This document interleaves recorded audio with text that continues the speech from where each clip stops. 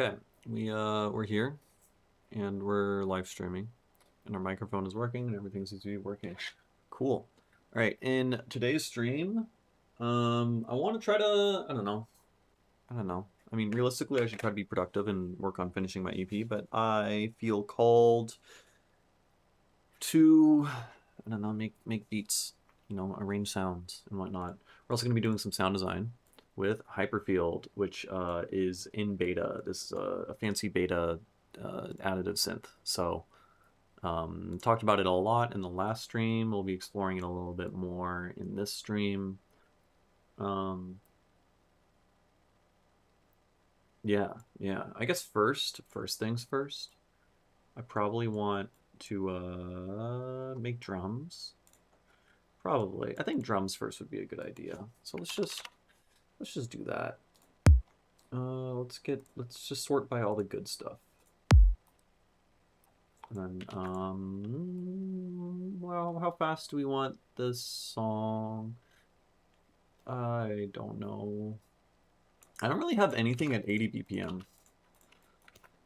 Like, that's been a struggle of mine. I have, like, one song at 80. I'm, like, trying to mix into it. Hey, what's up, Delinquent?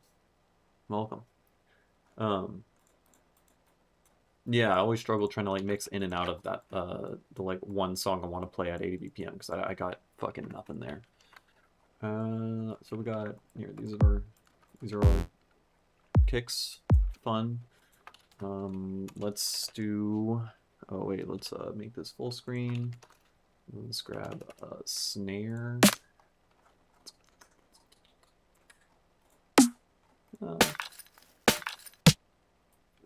I don't know. I keep using the same fucking snare on everything.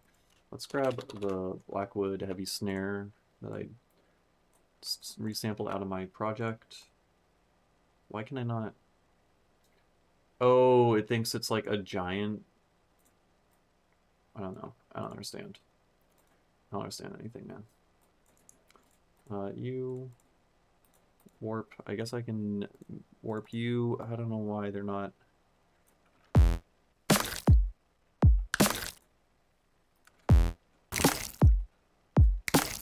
Yeah, 80 below is kind of spooky. I do agree. But I need more stuff there because I have a few songs at 70, 75, and I have a bunch of things at 85 and above. 85 to 110, I have like that's like 90% of my music. Maybe not 90, but smoothly going from the 70 stuff, and I even have some stuff at like 65, 130, whatever, halftime. Going from there up is miserable. It's really difficult to transition in and out of.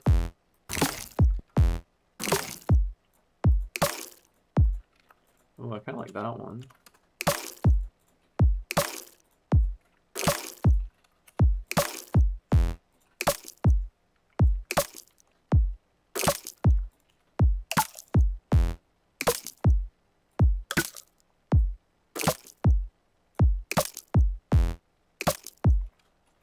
Okay, I know that's weird. All right, we're in 37 Edo. We should, I guess first we need to tune our project file and make sure that this is playing the correct notes. I already have a tuner. So this saying 1. It should say 37 because we're on note label 37, and it does not. So we change the reference. It's busted. Why is it? I've never seen that before.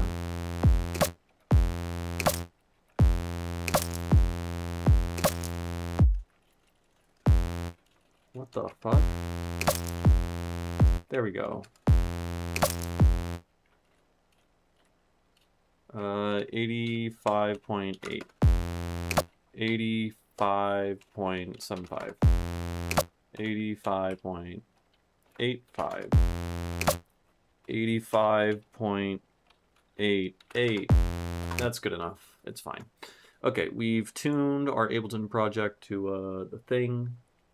So that is cool. And this should be, I did tune this, right? Yeah, we're in 37. Like 72. 72 is good. purposefully making music close to 140 or 70, but not just to fuck with the DJs who don't know how to do anything, who don't know how to beat match or just, I don't know, change the tempo, is based. Let's go to this patch that I had made. This saved, right? It did. Oh, and we also have to import, because he hasn't yet fixed the importing saving.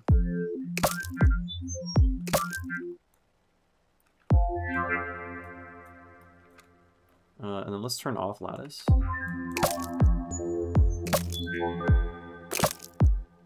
What's up? Adam Zelinsky, Uwo6 Senior. Welcome.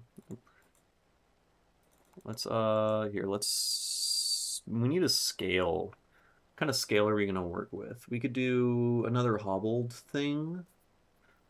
I could try using the pitch snap macro that I made. So we're in 37, and I can now play, I don't know, a minor chord, and then it's like a minor 7.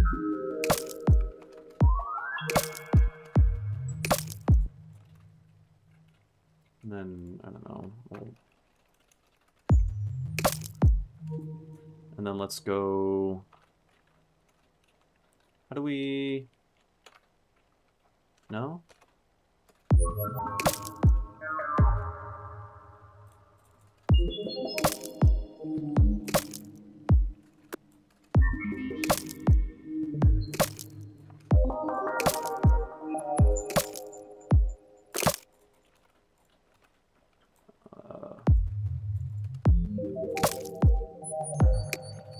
Yeah, it's just so variable. I mean, I have sample and hold on this. What the fuck was I expecting?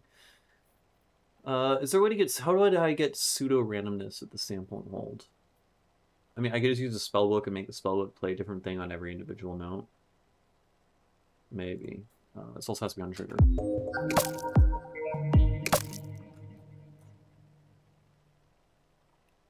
And then let's duplicate that.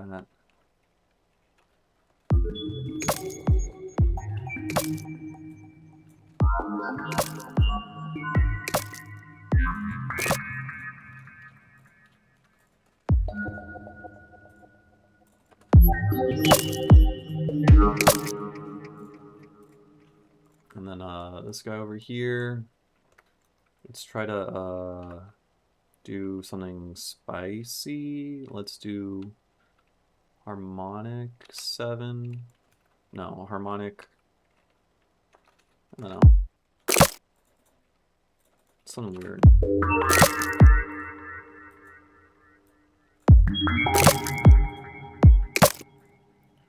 I mean, these are all kind of fun sounds. No, record from 26, because it's super random right now. No, record from 20. Oh, I see. I have the fucking, I had my macro on.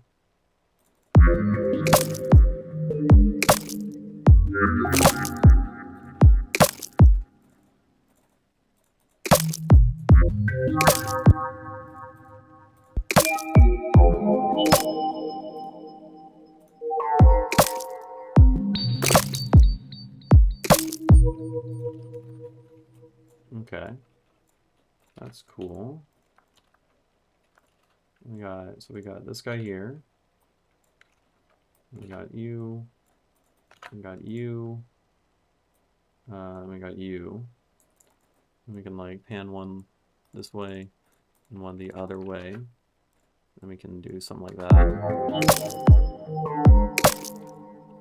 And then let's just put a delay on all this shit. And then let's skew it so it's playing triplets. Yeah,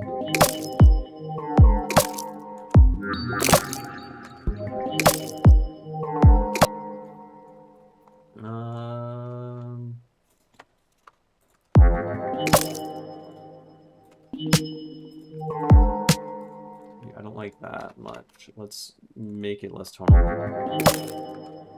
much less hard.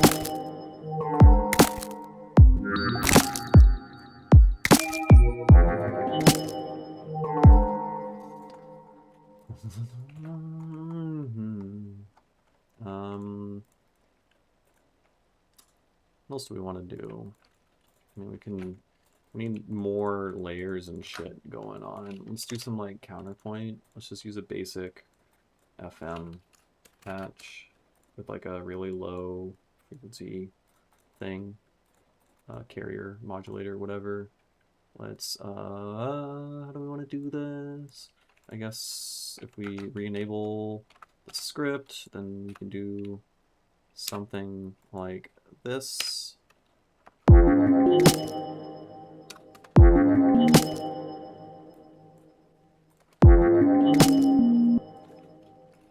And then I don't even have the fucking octave space to go down.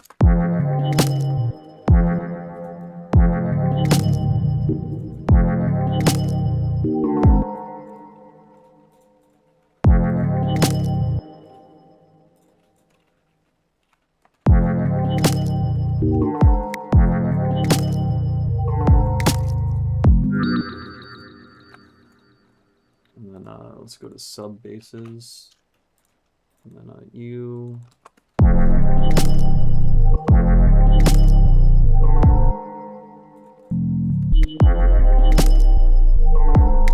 It goes way too low, unfortunately. You go too low. Let's go up a fifth.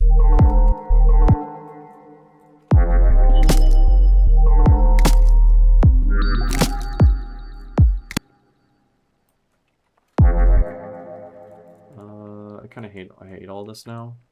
Let's take you.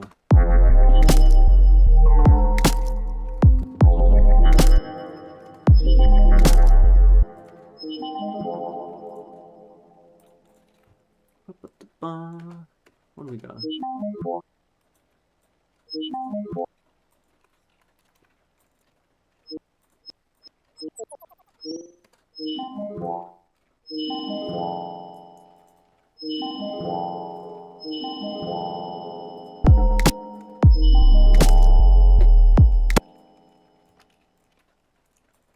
And then let's just take, I don't know, random little bits, move them to other things. Put these guys like right here, that guy right there. Reverse that, skew it over. And then give these guys like a bunch of reverb.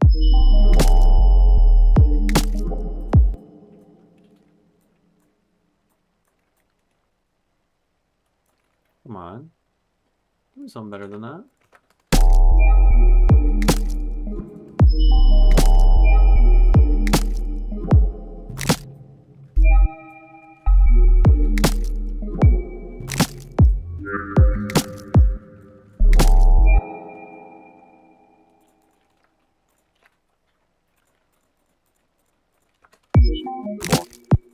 Be careful with the kratom.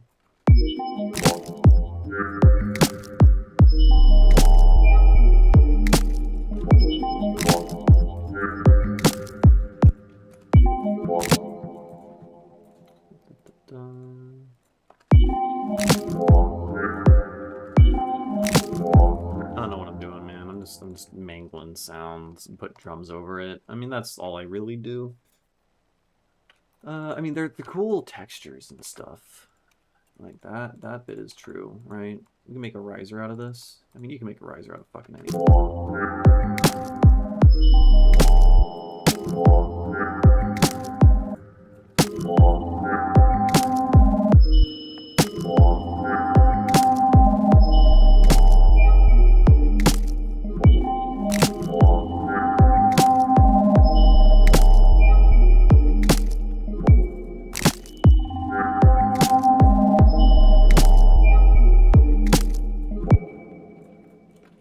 Let's get to like just an offbeat fucking thing, right? Some shit like this, and then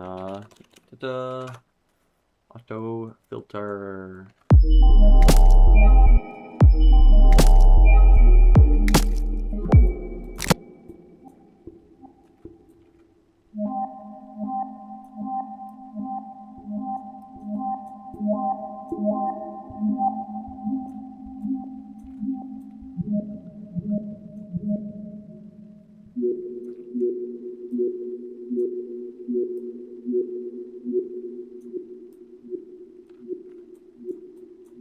No, please.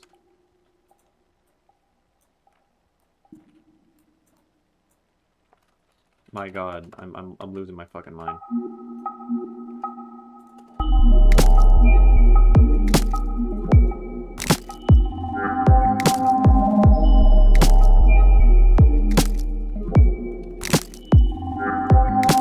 I'm going crazy. I'm going fucking nuts.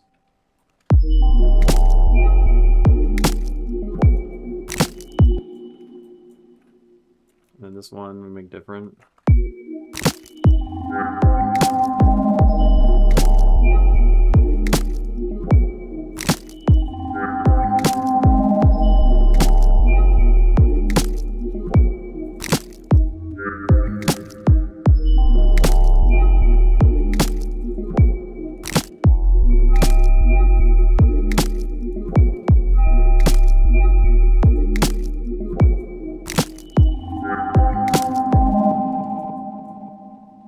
Okay, I hate it.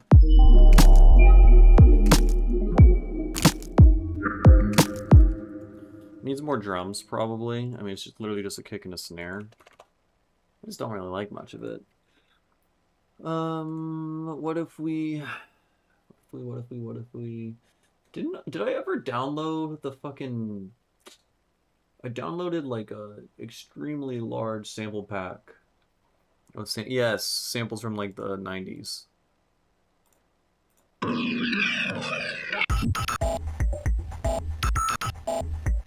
Banger. Ooh, shit. So this sample pack was used in the 90s on like all the old video games. So like Legend of Zelda, Perfect Dark, GoldenEye, all the Nintendo 64 and PS1 games basically used this sample pack. So a lot of the samples you might recognize. Maybe. There's a shit ton of them.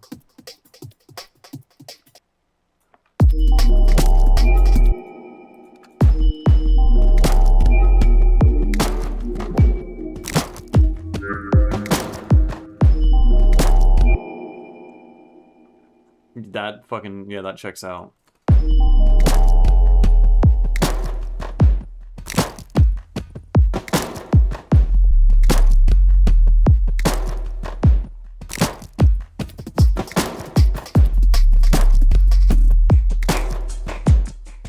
I am getting a phone call.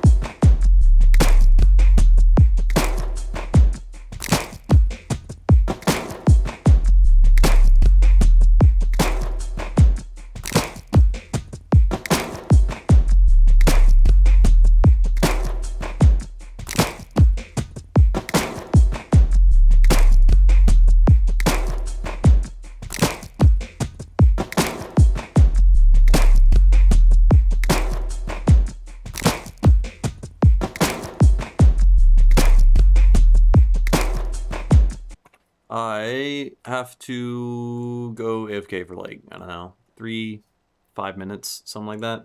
We'll be back shortly. Oh, I thought that was the going away screen. Now I just made myself bigger. How awkward and embarrassing.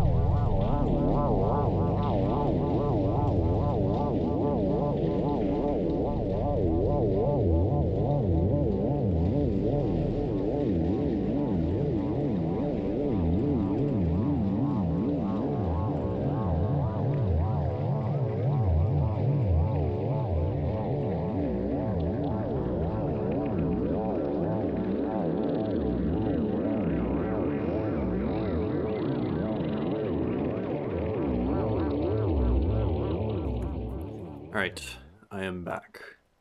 I had something very urgent to attend to. And, I just don't really feel like, making a beat, frankly. Maybe we should just do sound design. I think that would be a better, more fun usage of my time. So let's just go back to Hyperfield. And let's try to make other nice sounding things. So in terms of like really pretty sounding melodic stuff, I kind of only got one thing working, and that was this like resampling synth into lattice thing that I got, right? You just like chuck some squelchy sound in here, and then you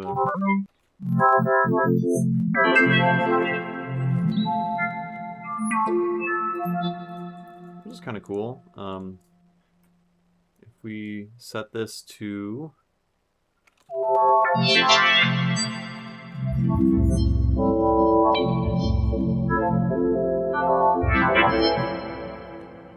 and then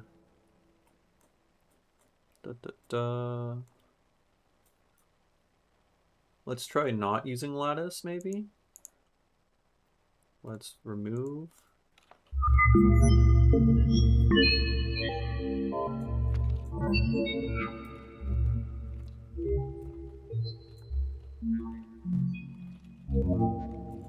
And then I believe some of the effects I couldn't use last time have been fixed, like the wave shaper.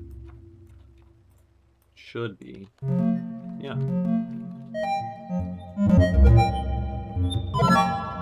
Cool. It's pretty cool.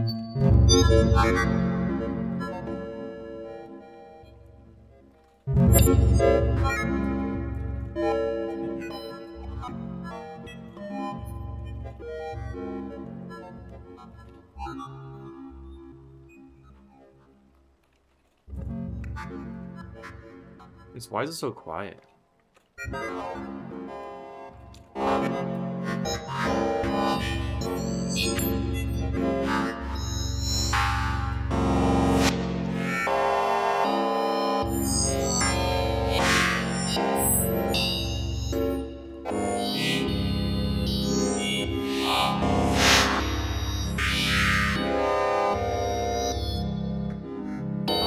That's pretty cool.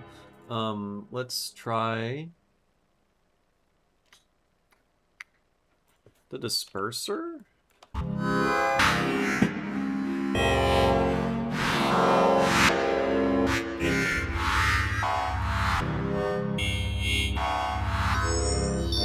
have no idea how the disperser is supposed to work when it's an additive.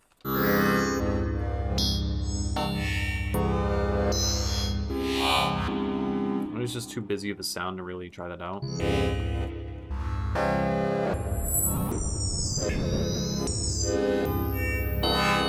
Protect.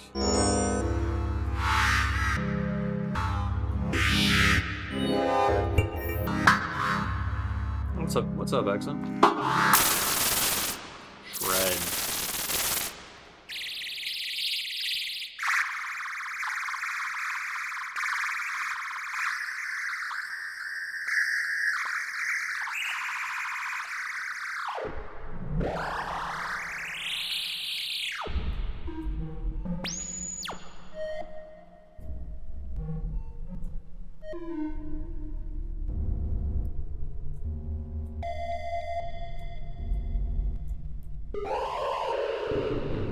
It's kind of crazy. What was I? Where's the freaking guidebook? He posted a manual. We got an AI slot manual to read. Okay, what the fuck does shred do? Shred. Oh no. Shred. A spectral mirror gate that carves patterns into the sound by inverting frequency regions.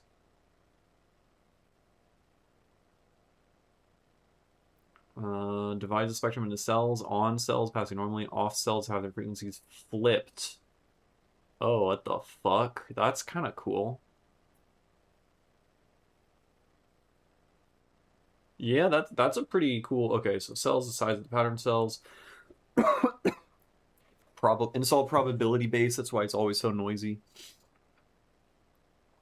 Oh, and mode. Okay, there's simple stripes to random checkerboards. So mode.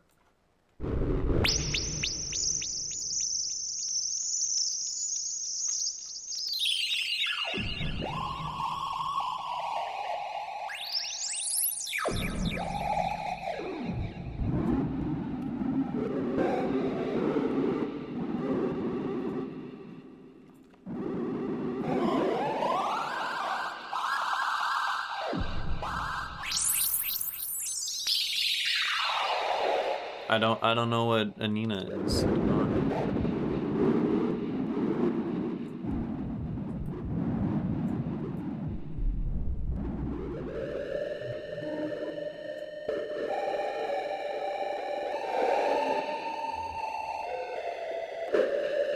That's crazy.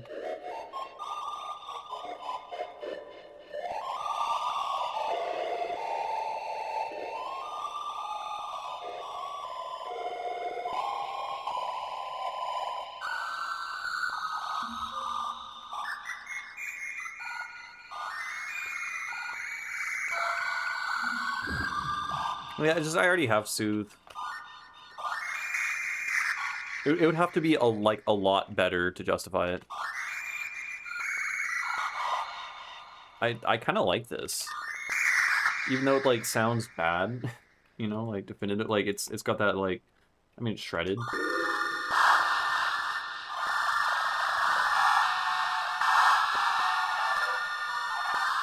It's like a chorus of people screaming, but like whisper screaming. This.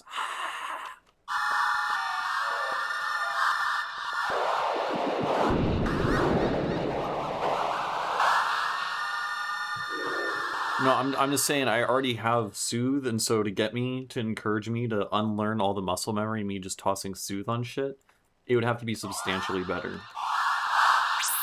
Like I've already paid for Soothe, you know?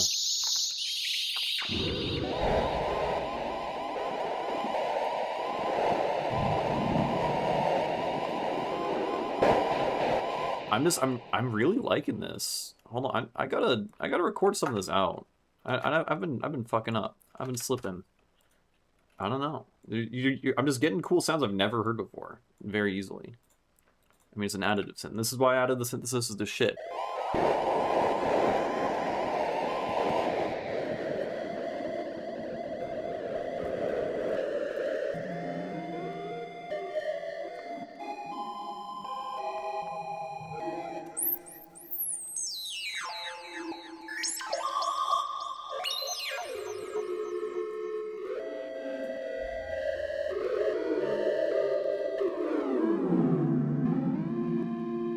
Whoa. Music?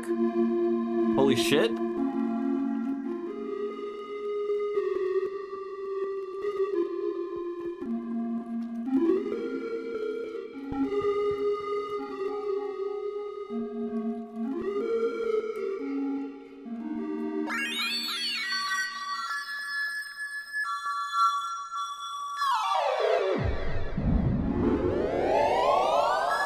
It's kind of funny. So the mix, I feel like you should rename the dry wet or the mix knobs, because like it's not a dry wet, you know, because it's additive. They're all interpolations between the algorithms. That's cool. Yeah, basically. I've been on kind of an alchemy and like hermeticism kick lately, because I've been playing Noita, and oh no, you can't be in here, bud. No, my cats think they can be in here when they can't. No, you're gonna wreak so much havoc. Anyways, I don't know, Magic is cool. Noita is a good game I'm heavily addicted to. I can't make it any lower pitch.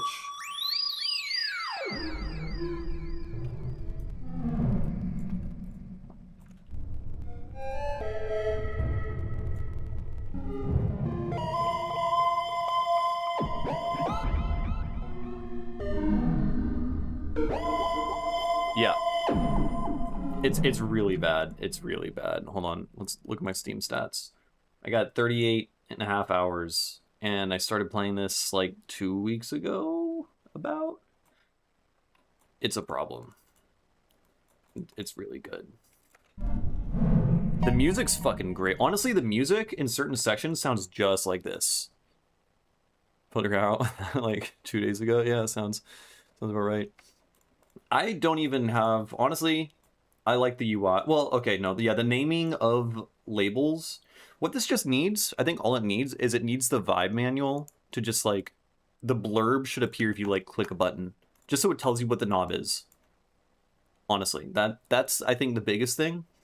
And then the only other gripe I have with it in the current beta that it's in is there's just a lot of artifacts for anything that has like low frequency stuff. He said that that's like a very difficult challenge to overcome because, I don't know, generating partials in the low frequency region, I guess it could be really clicky because instantaneous attack or release or whatever decay, managing that I guess can be hard with all these algorithms. But yeah, the artifacts can kind of make or break some sounds. Like the sounds can be really, really cool, but the artifacts kind of ruin it. Other than that, I fucking love it. Yeah. Yeah, just better labeling and stuff, really. Or just like...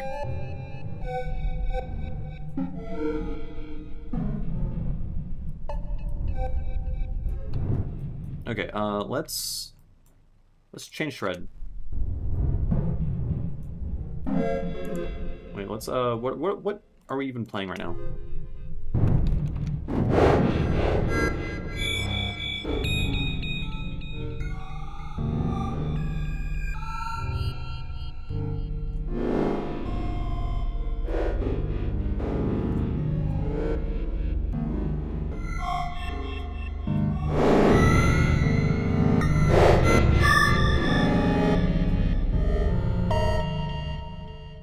Oh, we don't have a sine fold? We have a triangle fold.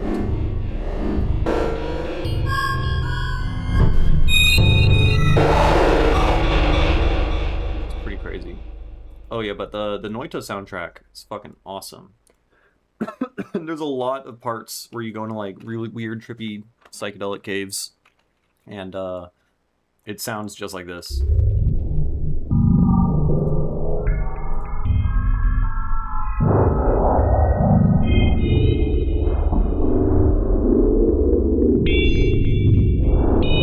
I added the reverb. Here's without it.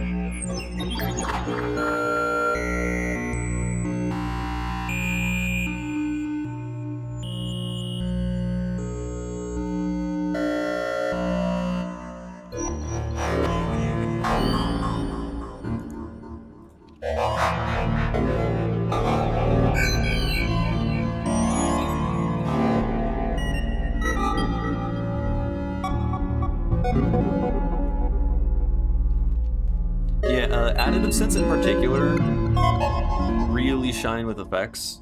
I think it's because like a lot of the timbres are like exact. They don't have any extra partials being added to them or whatever from any non-linearities, right? It's very precise. So reverb and whatever room effects and stuff like that really help there. All right, what the fuck is crush? No, just or crunch. It's a frequency and amplitude crusher. It forces the building blocks to be sound into a coarse grid. This effect directly quantizes the frequency of each partial to a set number of steps per octave. And separately, quantizes the frequency to a set number of steps. God, I fucking... See, the synth is so cool, so I'm gonna read it. But man, the cadence of LLM fucking... Oh. Ugh. Okay. It's bit crushing itself, creating extreme... I don't understand what the fuck that means. He also gave me a more actually in-depth... This is the, like, pleb version of the manual. Where's the good one? Where do I have the good one?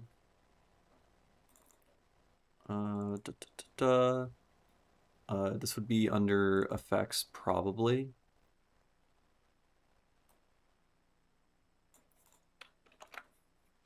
Crunch. Spectral crunch. Frequency amplitude cruncher. Partial frequencies to a coarse pitch grid. 4 steps per octave. Applies amplitude quantization. Okay, so it quantizes different aspects of it. So all the partials in different chunks. Amplitude fullback distortion, spectral decimation. Oh. Okay. A wobble, LFO. Okay. I feel like I gotta use a less crazy input sound. You know what, let's figure out a little bit more about what these actually do, probably. So let's just in it.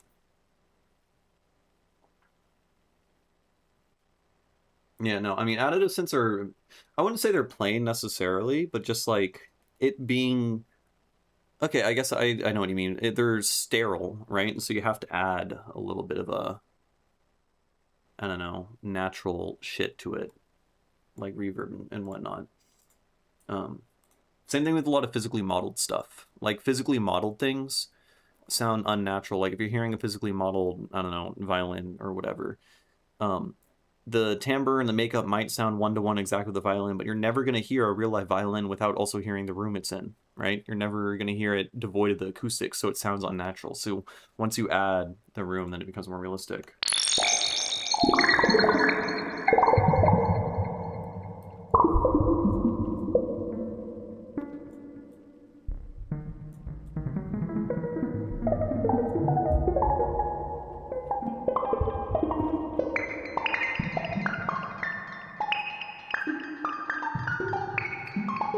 I mean, these are, it's so good.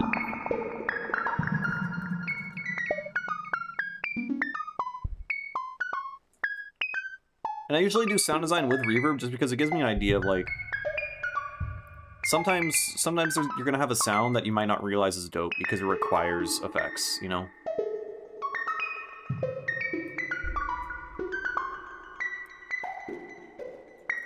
Oh yeah, we're gonna try out crunch.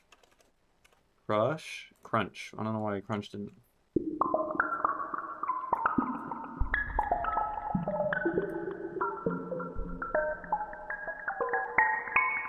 Weird.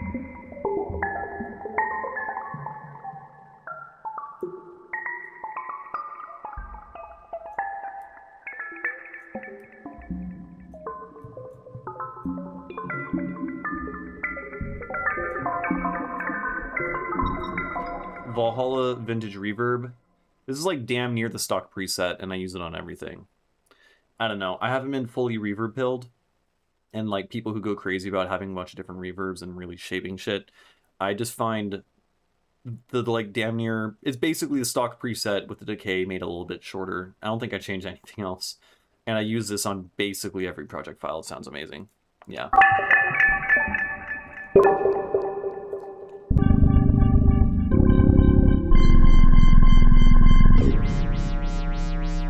Okay, let's...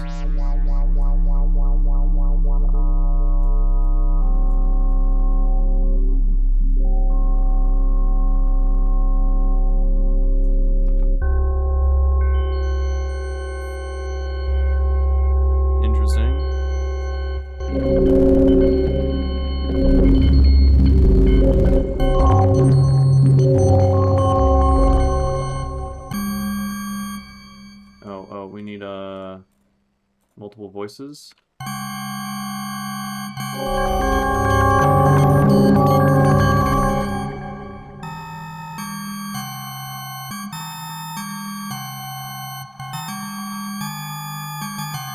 Now, I always record the dry signal. I'm using reverbs from Sens, so you can always fuck with it afterwards, but...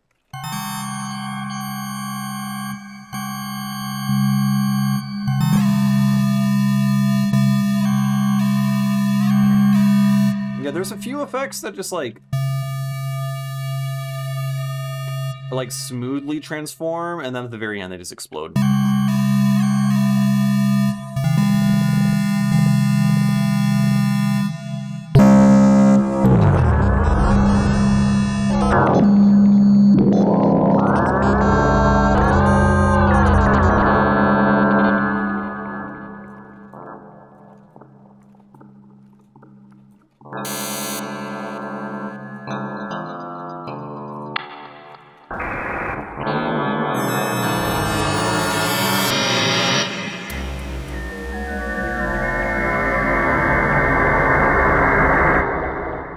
Crazy.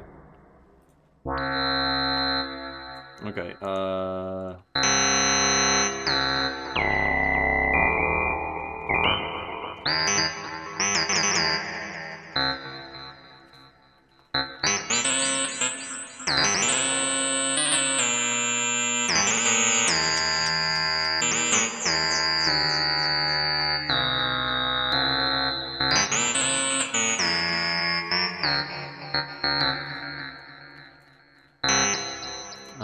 okay, let's get rid of this. This one seems to behave... FM Spectral behaves kind of inconsistently. Like, I can hear... Sometimes it gets filtered.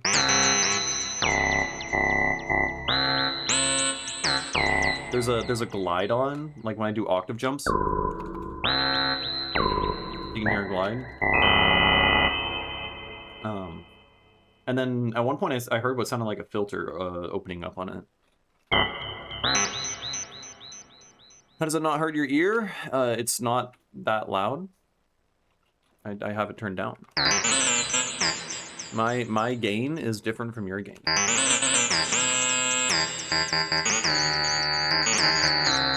It is these are like pretty painful frequencies though, I'll give you that.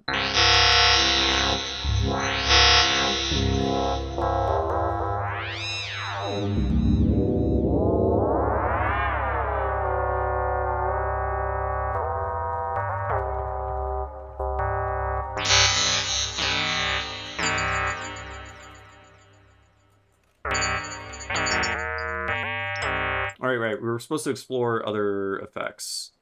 So, effects, distortions, decimates partials and thins the spectrum. Okay. I wonder why it does that little click right there.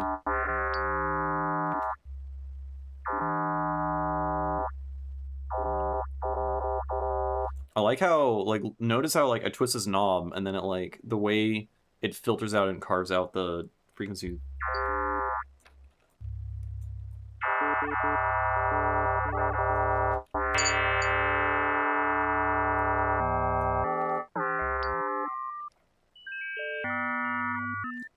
Crazy.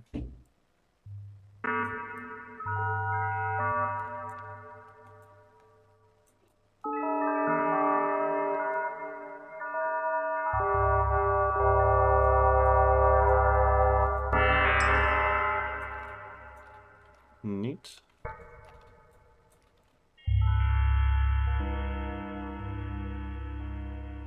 That's cool. I like that.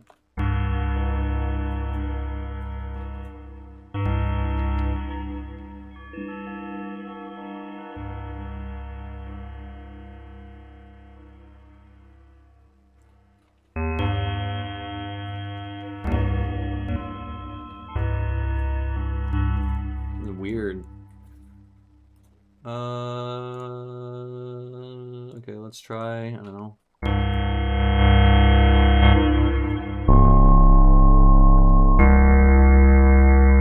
It's not really really doing anything? Did I bypass it? No.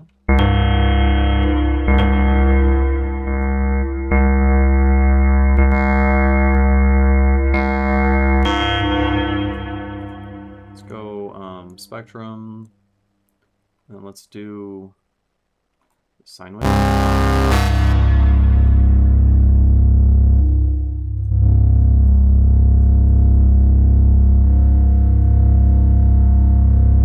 Fullback's not really doing much.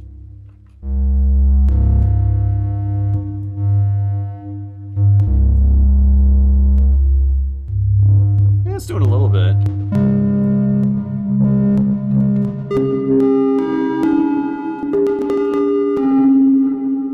Yeah. Alright, playing around with ODD. What the fuck does rectify do? How does rectify work for additive? Rectify. Rich even and odd harmonics by simulating classic audio rectification circuits. This is a form of true additive wave shaping. Instead of distorting a waveform, it calculates where the new harmonics should be and adds them directly to the spectrum. When it calculates where the new harmonics should be and adds them directly to the spectrum, resulting in perfectly clean alias-free result. Weird. Okay, so it doesn't actually rectify it, but I guess I don't know exactly how the fuck it works. Let's go to the big brain manual. Rectify. For each source partial I, it calculates for second, fourth, etc. Then adds energy to target partials. Okay. Does it actually... I don't think this rectifies necessarily. I wouldn't call it that. I mean, rectification adds even harmonics, so I get it. I guess maybe it sounds very similar. It probably sounds very similar. Or maybe there's more to the algorithm that I don't know. Or maybe I don't know what the fuck I'm talking about.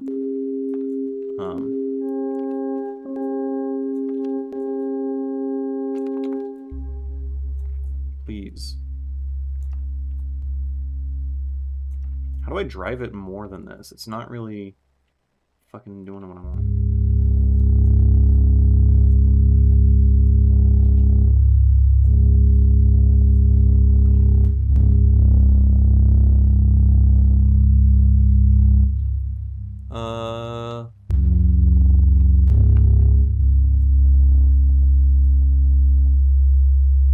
It's like hardly doing anything. It's adding a couple harmonics.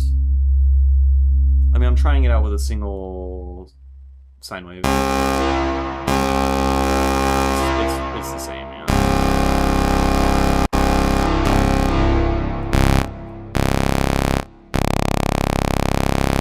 Okay, no, I kind of hear the rectification. It doesn't sound great in this context, but here, let's add just a low pass filter, and then how do we can do this. I can add, I want to add another fucking envelope. So envelope 1, if I do this now, yes. You just... That's cool. And then you...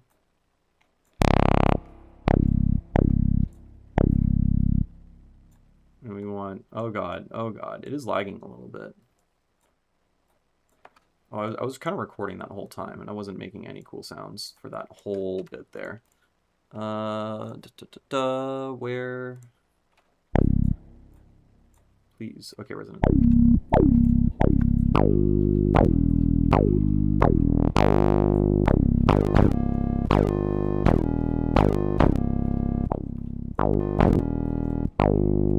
Yeah, the resonance, I'm not generally not a fan. Do you like the modular interface? Yes. Yes, definitely. It's an additive emulation, I guess. Similar. Yeah, like all additive synths are basically...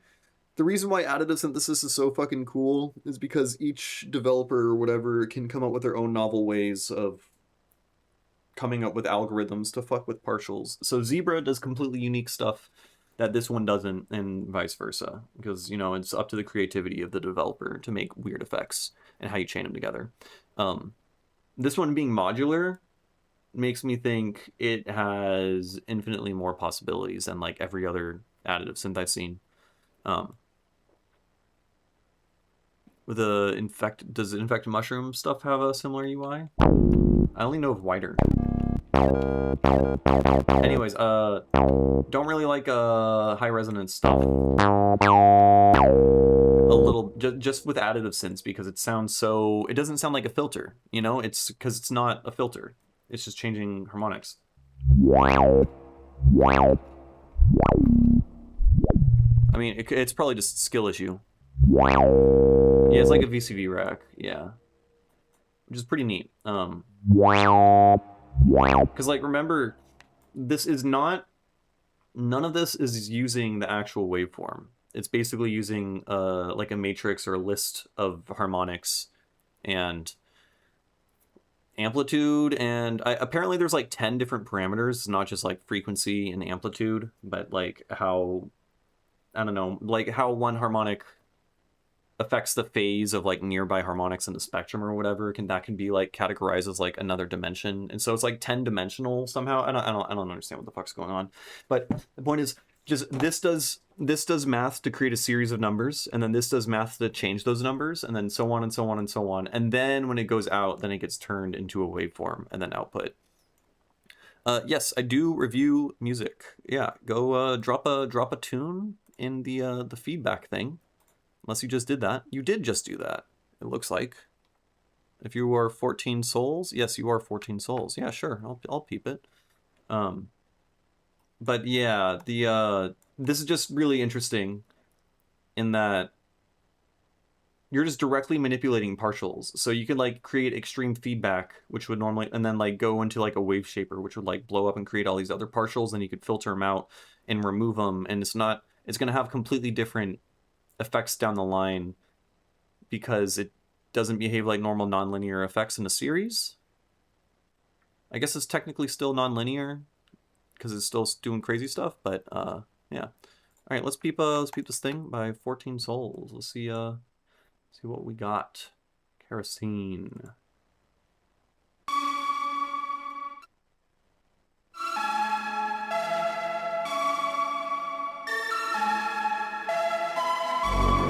This VST is not released yet, unfortunately. I'm just giving everyone FOMO right now. I'm beta testing it.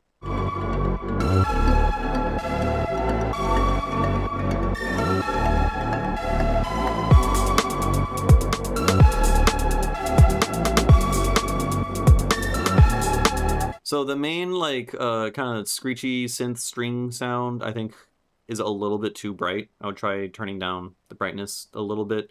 Maybe just like a shelf EQ, like at around 1 kilohertz, and just like turn everything above that down by like 3 dB or something. It's just a little bit much.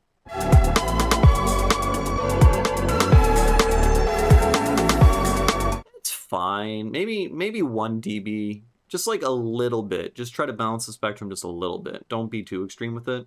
I do also hear that synth is like clipping and distorting kind of unpredictably in a way that I dislike personally, you know, so I would try to dial back the distortion such that it doesn't like, because like there's a point where it's like really wide and then like it starts clipping a little bit on like the left speaker. So just like dialing in the distortion, I guess, a little bit on that and turning it down, just because it is like a pretty grating, it's playing grating frequencies. So just being mindful of that, maybe using like a Fletcher-Munson EQ.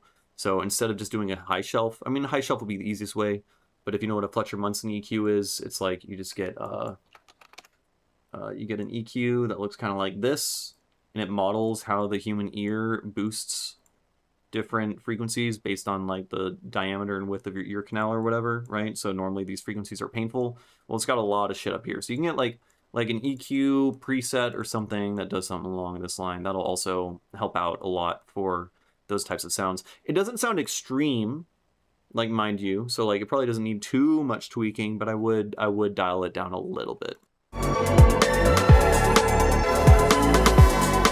Yeah, like Soothe or something like Soothe or Dynamic EQ that is just like responsive. Also, that also do.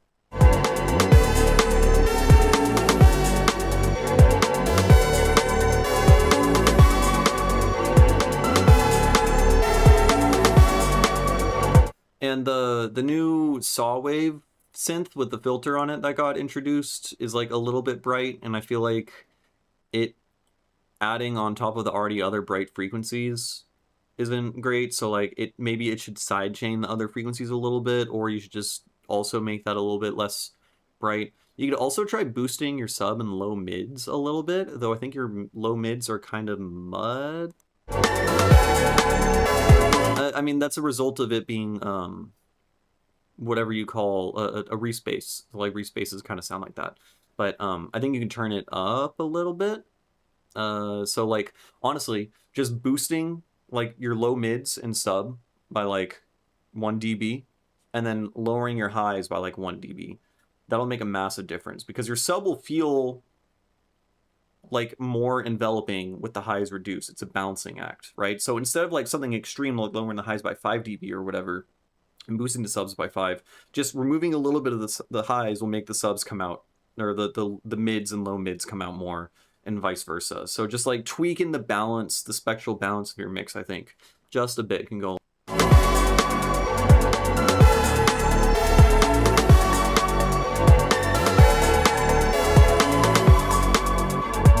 Yes, do that. Yeah, just do that. If you're using Ableton, just use the hip hop sub. Hip hop sub sounds amazing.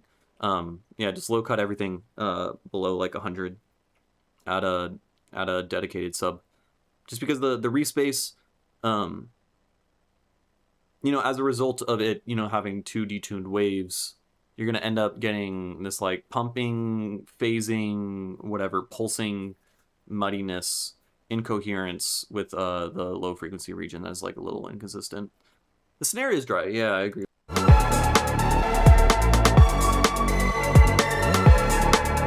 Rather, like the snare is dry relative to everything else in the mix being super wet. So like maybe try like, you know, there's like the elements come in and like it builds for a while. I mean, I don't know if we've even gotten to like a proper build up or anything yet, but like I can imagine that like the filter is like a little bit, or I'm sorry, the snare and your drums have just like a little bit of a filter on them, so they're like a little bit muted and everything's really washed and reverby like as it is now, and then there's like a buildup, and then you remove a lot of the reverb to everything else so that everything else becomes dry to match the kick drum and the drums and stuff, and then it'll hit harder because you have contrast from like washed out reverb to the other thing. So there's multiple ways. So you can add, like Delinquent said, you can add a little bit, dedicated wham, you can add, fucking, goddamn it, the Minecraft meme just fucking stun locked me. You can add a little bit of reverb to make the drums fit more in the mix with everything else, or you can try reducing everything else in the mix to match the drums more.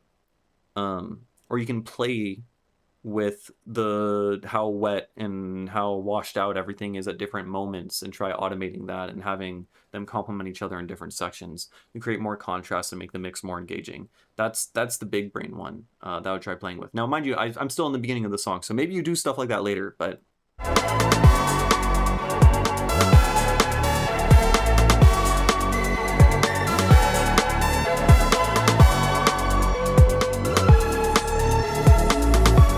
I think the saw synth, the one that just disappeared, this guy is very dry relative to everything else, and it sticks out in kind of a weird way. I would try changing the timbre of that in some way, some filtering or something, personally. Maybe adding a little bit of reverb to that one to match it, because, I don't know. I mean, it sounds like you're going for like a Hotline Miami kind of type, like, I know the genre. It's just that sound is very dry and like small, and it could be larger and more dispersed and phasey and like spread out.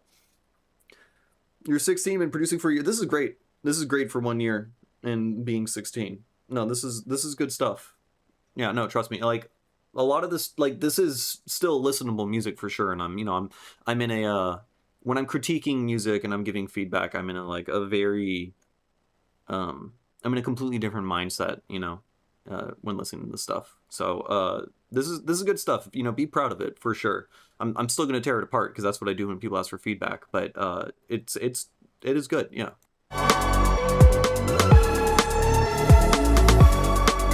It sounds like the snare is changing volume. Let me go back.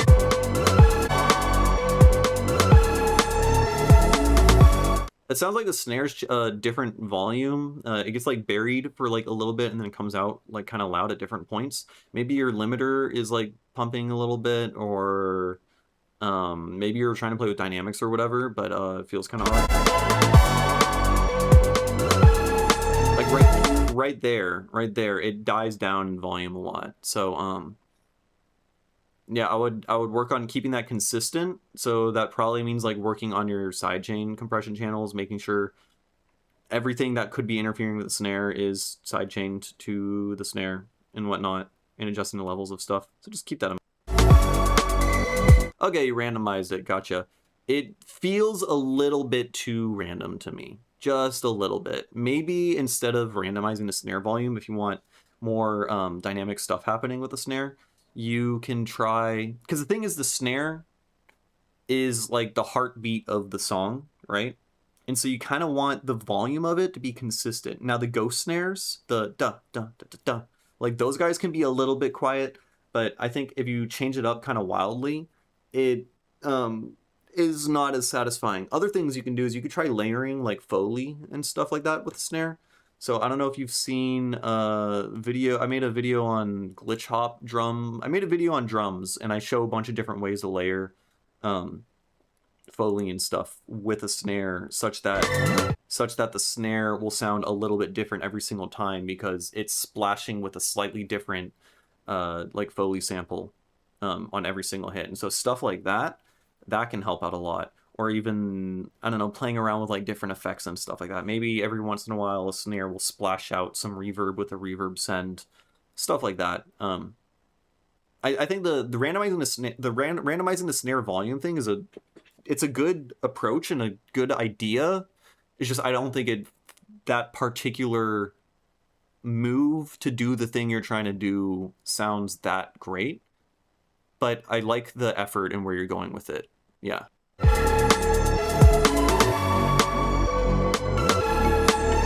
Yeah, right here, yeah, the snare is, especially like in this breakdown, the snare's super dry while everything else is super wet. So maybe here in this breakdown, you filter the snare a little bit, add a little bit of reverb, make it, I don't know.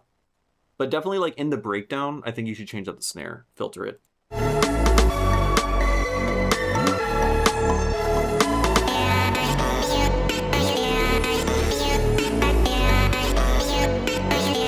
There's some clicks, so there's like with the vocal chops, there's clicks happening on the right speaker every whatever half a bar or whatever. So just be mindful of the vocals. You know, if your vocal like starts right here, there's like a click right here. Just like make sure that you got little fades and stuff, just to avoid all the little clicks.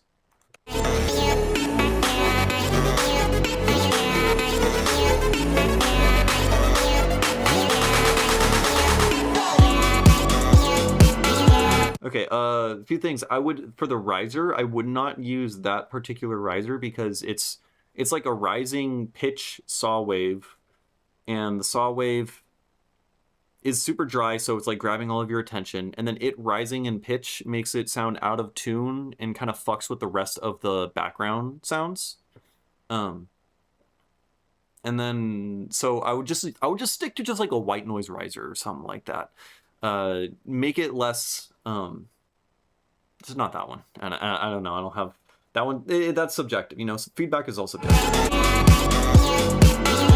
And then okay, so on the drop you add a few elements, right? You're adding the on the floor kick drum.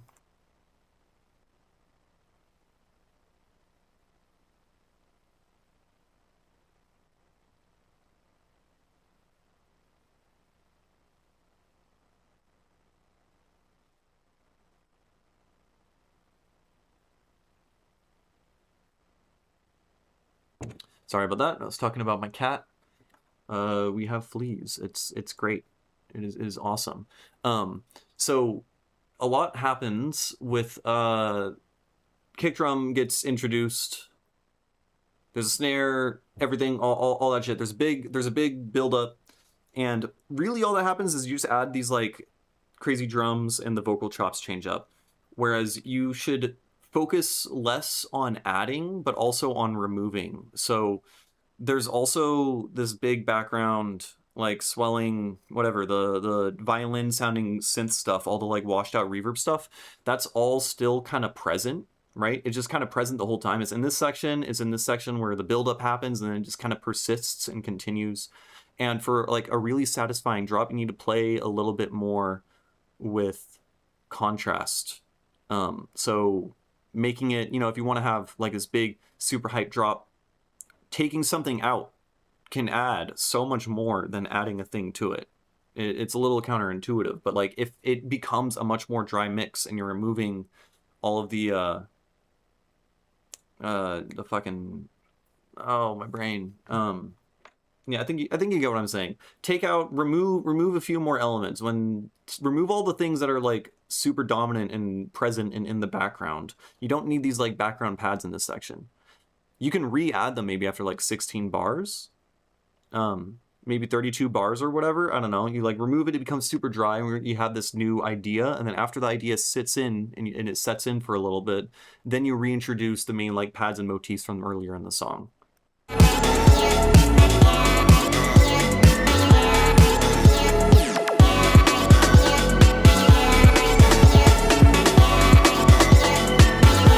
And then okay, and then in this little switch up, well, one, I think I would do the switch up further apart.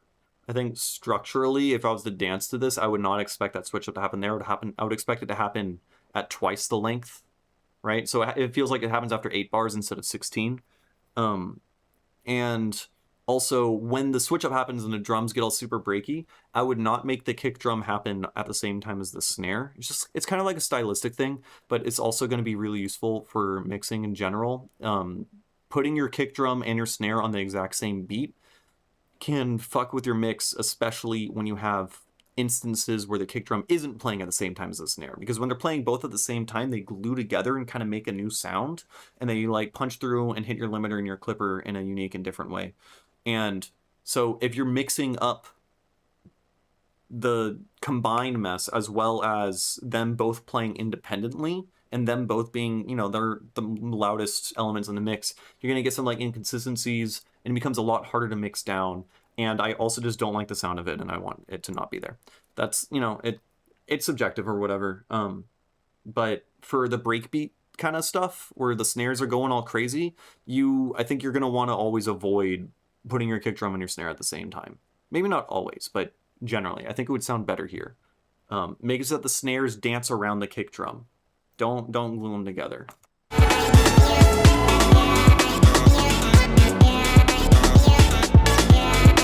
And then something else I would play around with, like I said before, remove, for contrast, removing the background synth stuff in the beginning. Also, change up the bass line. Make the bass line do something different. Make it a different patch. Make it staccato. Make it hit like rhythmically instead of being like long and just like pulsing and re-spacey the entire time. Just more contrast. It could be playing the same notes even, but just like if suddenly the bass is just like pulsing, and that, I don't know, that can hit in a cool way. Just like more contrast throughout.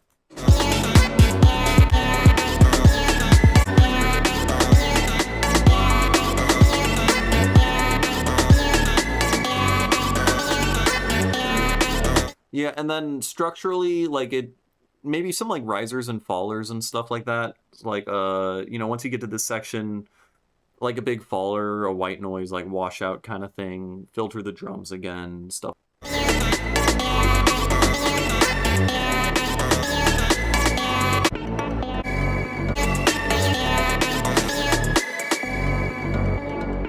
Or like honestly, just at the end of this section here, just cut straight to here. This whole little bit here where you're still hearing the drums and the melodic sample could probably go maybe, I don't know, play around with need some fills. That's all. That would also be kind of good.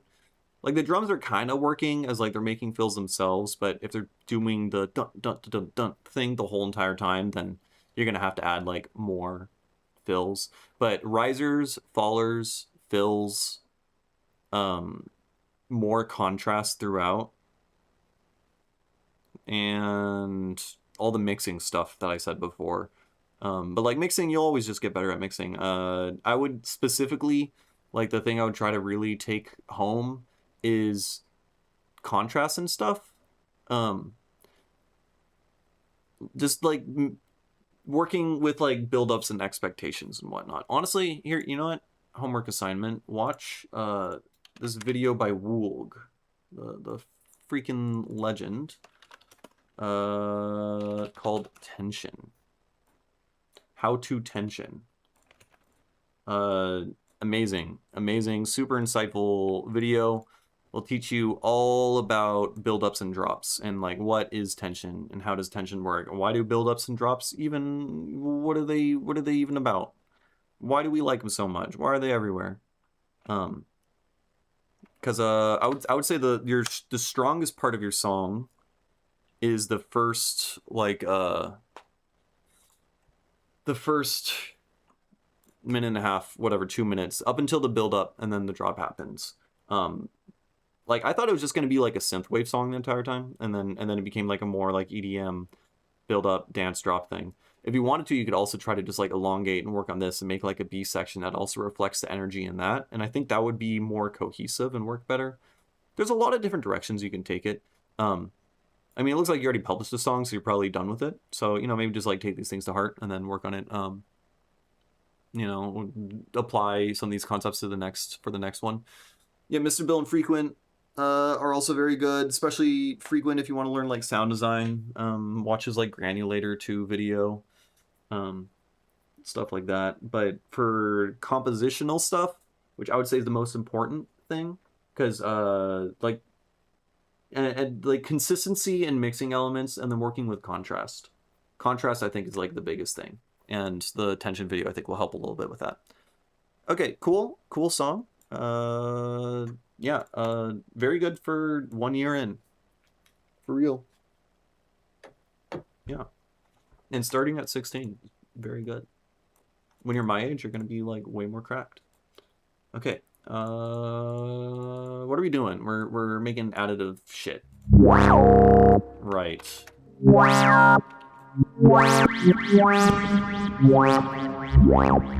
what were we doing? We were playing around with the rectify thing. I need to like figure out, I guess like rectify if you want to just add even harmonics, so that this would be better for trying to like making bass tones. I don't know.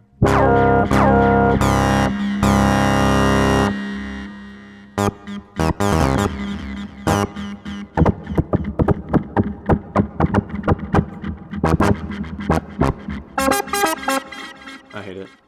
Let's end it again. Starting over.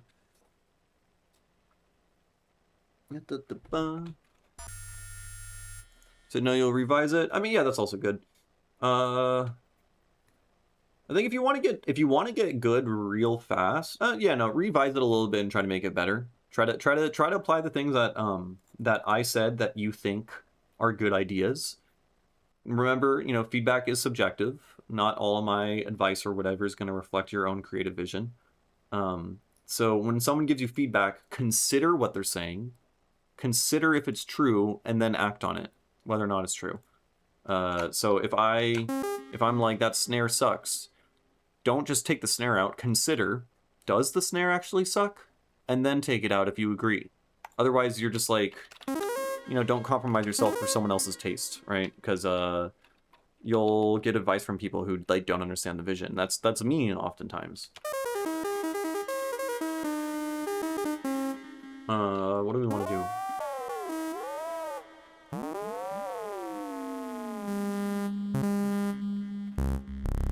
Rose, your dog turret is loud? Okay. I'm ready. Bow delinquent.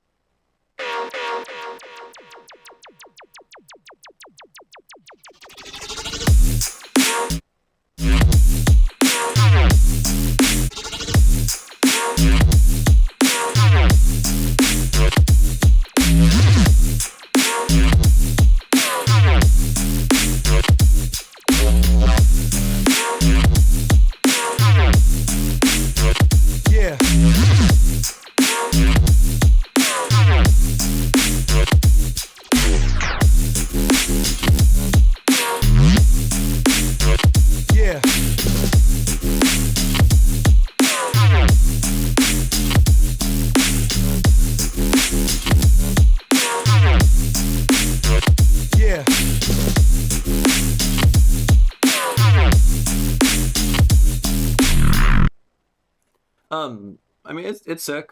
I would just like critique if I was to critique like the mix. I feel like a lot of the sounds are kind of washed and not really like punchy and as loud as they could be. Um, I don't know, like it's like bass music where it's just. I know you even said it's loud, and usually I give you shit for making stuff loud. I feel like the main sensor, I don't know, not fucking tearing your body apart like they should. Um, the kick I thought was fine.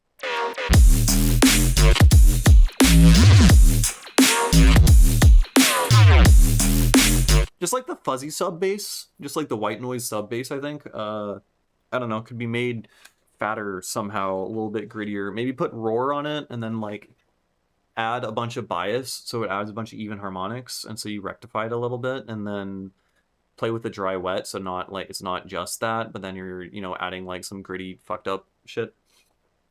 Okay, so filter out saw, background synth. Take away some of the highs, fix the snare. Yeah, and add a mono sub. Yeah, I was about to remind you of that. Yeah. Just try all those things, and keep in mind, you know, when you change one thing about a song, you're gonna change a lot of it. So like, you know, like I said before, if you remove 1 dB on like the highs or whatever for your background synth, that's gonna start making other elements pop out in ways that may be good or not good. It's chaotic. It's like a game of whack-a-mole. So you might end up doing like a couple of these changes, and then all of a sudden, like you add a little bit of reverb to your snare or whatever, and then all of a sudden some of the other shit that I told you about might feel like less of an issue because it's a complex system and everything depends on everything else. Tell me it sucks. Okay, the only real thoughts I have are make the bass sound fatter, and oh, I want delay on the meow. I want delay on that every once in a while. Maybe after like 16 bars or whatever, like halfway through, then it goes bow bow bow bow. But I think I'm just like I'm hearing thought process when I listen to this, and he does that sometimes.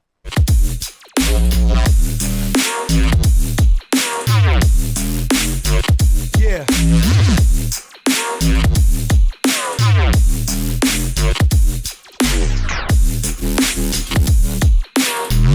Maybe this section over here, add something on the downbeat, some other element to ring out, and be like, hey, this is a new section, besides just a variation.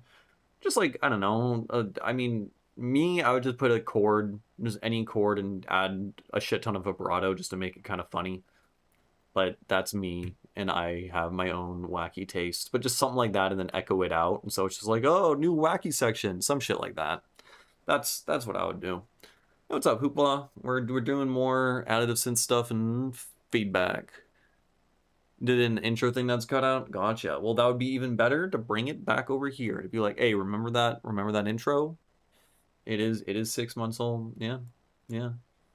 I mean, hey, you can't use it's 6 months old as an excuse because you decided to send me the 6-month-old thing and not the 2-week-old thing. But yeah, I don't know. I would personally, if you wanted to extend it and make another section after making it fat or whatever, then just like on the downbeat of the next one, I'm hearing thought process in my head, and I just want to hear the bow. I want that sound to just echo out a lot with like the drum super filtered, and then you like bring in other stuff, and then you do the fucking wool tension thing, and then you make a big build up, and then I don't know, new variation of the last thing. I'll just make a build up and a second drop. Just do that. Yeah, okay. Cool. Wait, did I not listen to the whole thing? I thought I did.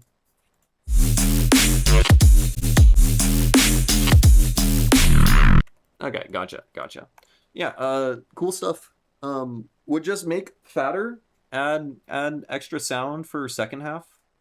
Just like a little bit more variation with the addition of a new element, and then make a build up and a second drop. Make a breakdown, build up, second drop, outro, and then proper intro, and then mix and master it, and then put it out. Just do all those in sequence. Thank you.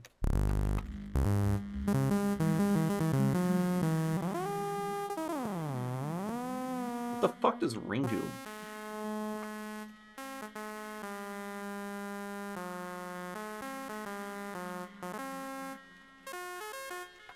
All right, what were we doing? We were making super sick sounds earlier when we were doing. I mean, we were doing the tried and true recipe of the sample resynth. Let's find different samples to chuck in there. I keep chucking in particular squelchy stuff I made, but we should try something different. Let's where are my gosh dang samples, man? I mean, fuck it.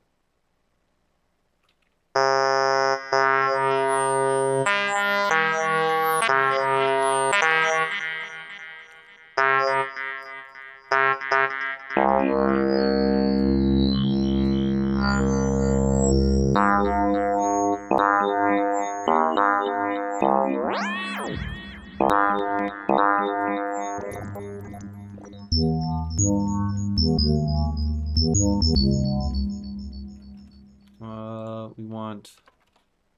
No, I want sample and hold. That'd be in mod. It's called S and H.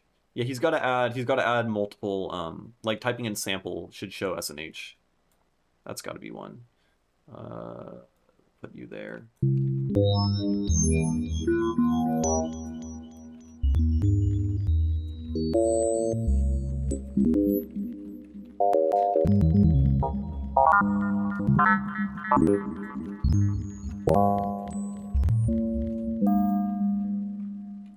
I mean, I do have, hold on.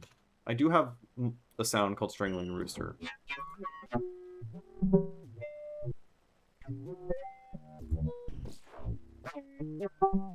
It's not as cool as I was expecting, but fuck it. Can we not check that in?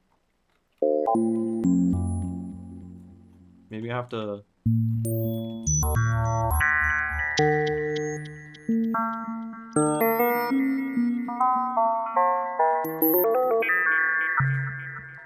Oh, right, I have to have this be a trigger.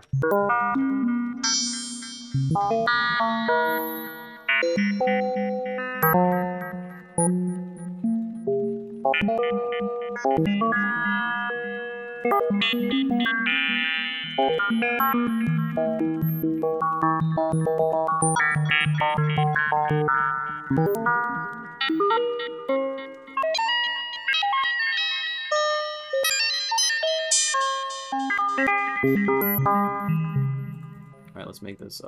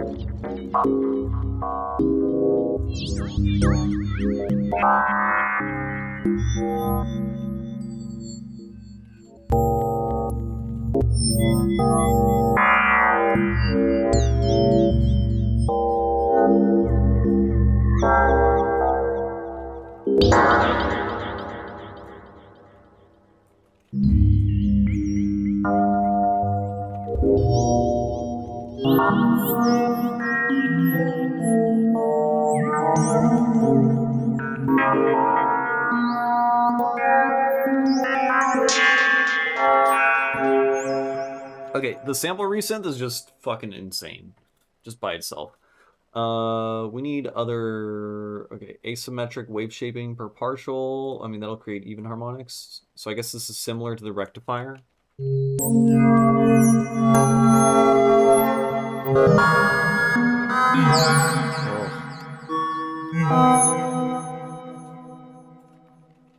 I broke it?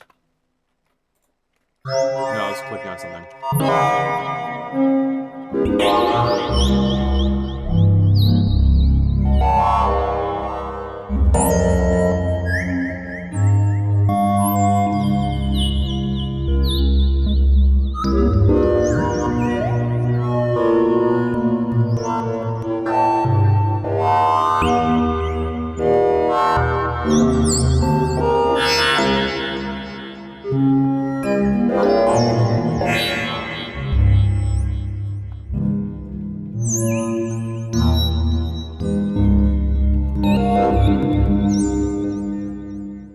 Ooh, X in tune. No, hope he's still here. Call me pretty, but also be mean. Gotcha.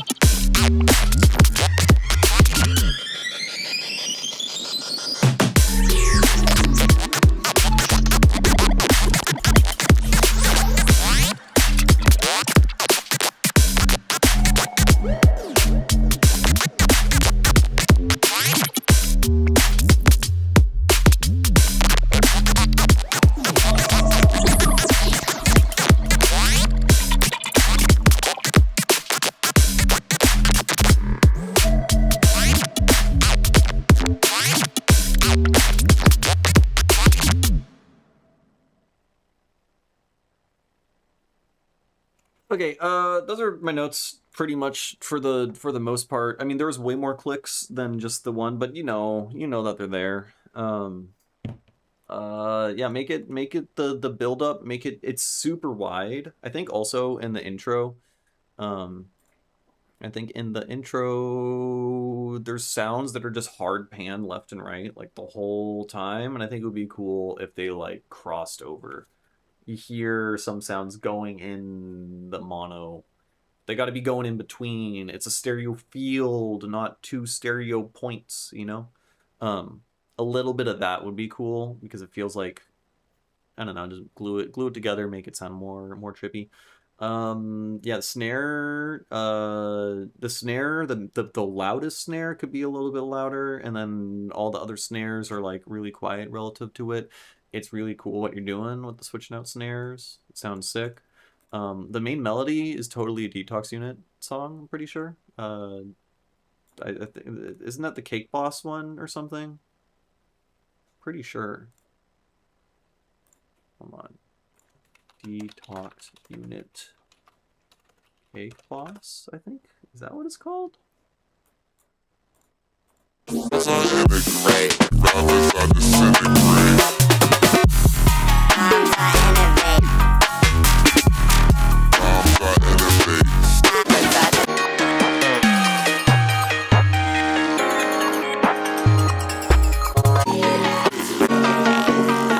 Is this the one? I mean, it sounds similar in some ways, but I swear the main melody that keeps coming in.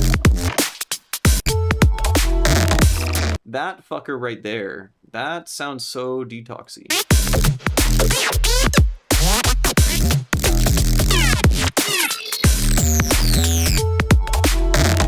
I swear okay, the first note is a little bit different, but the descending a little bit.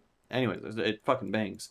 And then finally the last little section where you're scratching a bunch, it starts to lose me a little bit. I think it's the most sick when you're hocketing and using the scratching as a conversation with another synth, like you're doing in the first half of the song.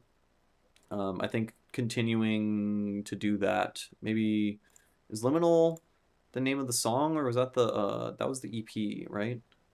Anyways, yeah, just really the only like subjective thing I really have is well, I mean, I guess the mono thing, I don't know, it's all subjective, fuck you, is the very ending bit.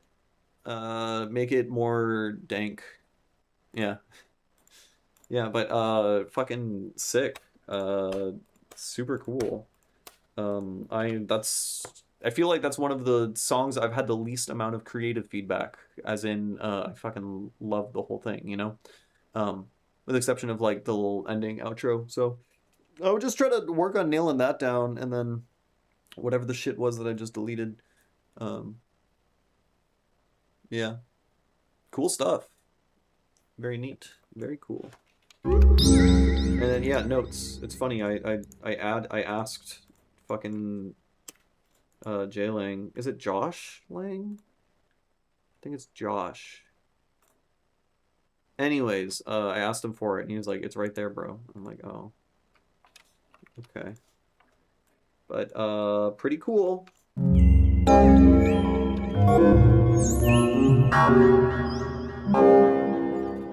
So yeah, this is like amazing for, I don't know, that kind of like psychedelic, weird, trippy synth thing. He's recommending I fuck around with time stretch a lot. So make inharmonic like way up, and then let's increase the speed a lot, and then let's put the time stretch speed down a lot.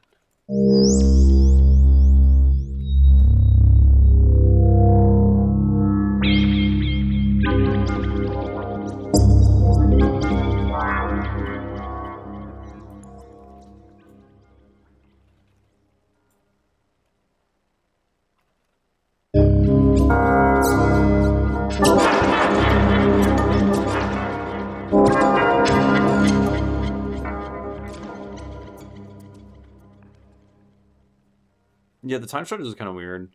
I mean, I think it takes time to catch up. Oh, have mortality up. I see.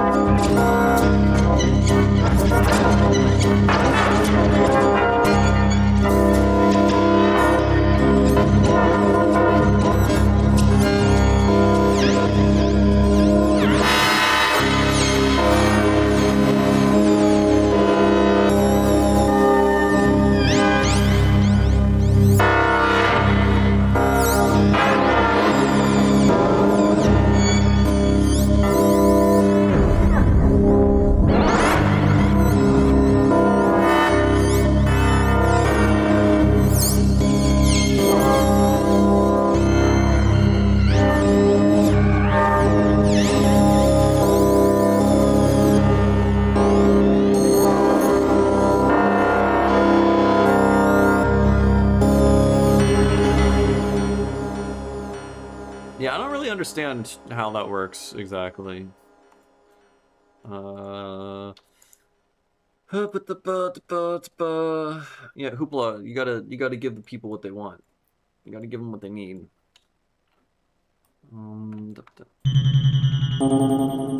So me. That's so me right there.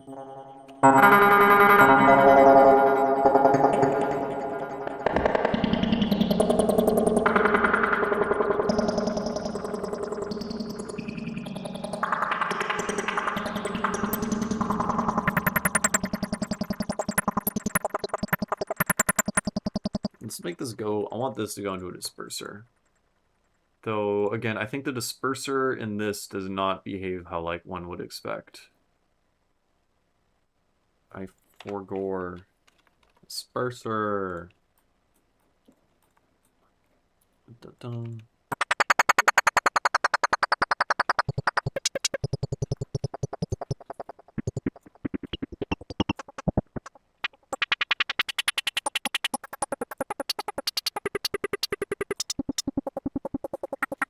Oh. How do you work?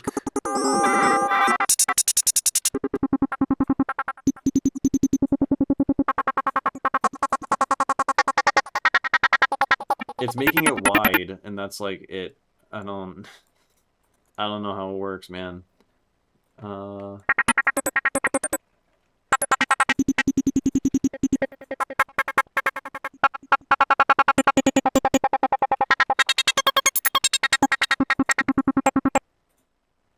You gotta give the people what they want, Hoop. You need to... Oh, yes! We have the spring fucking thing now. Yes! This is what I need. I'm no joke. My favorite things in this synth are the fact that we have eyes and a face. Yeah. And we got a spring visualizer for our spring LFO.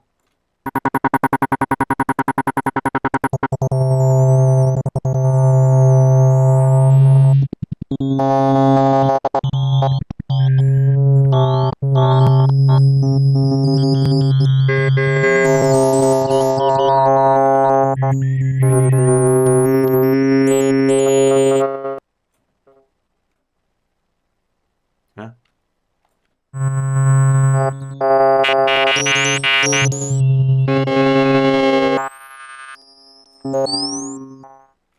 How do I... Let's remove... Let's put you on pitch. Oh, right.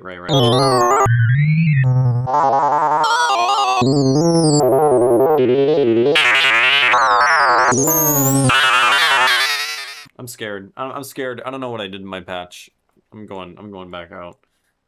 Yeah, it's the best note. Okay, I just want spring to work. Yeah, I would just say the biggest issue is, like, I don't really know what everything does, right? And it's super chaotic and unpredictable, and also it's in beta, so I don't know when things are not working right or when they are, and I'm just stupid. That part is kind of confusing. Okay, that doesn't do anything.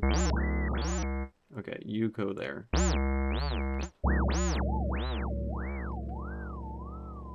Right, let's make more weight. More gravity.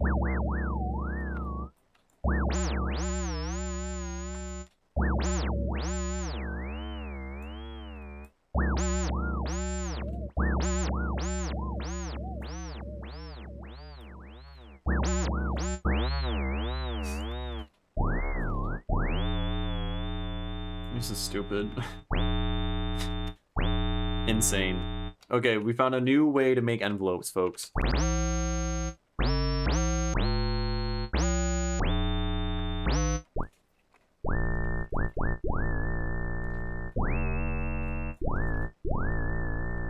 I guess you can make, like, wobbly envelopes. I guess. I don't know. I feel like this one is more fun than it is useful. I mean, like, it's not useful. It's just that you could accomplish it with other means pretty easily.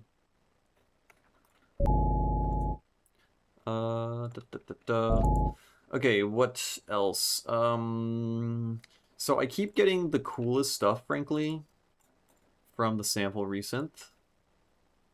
Let's use a voice. Let's grab a vocal sample. Such a nice boy. No. You are still in the world. You still believe in that? You can strut around a Fuck it.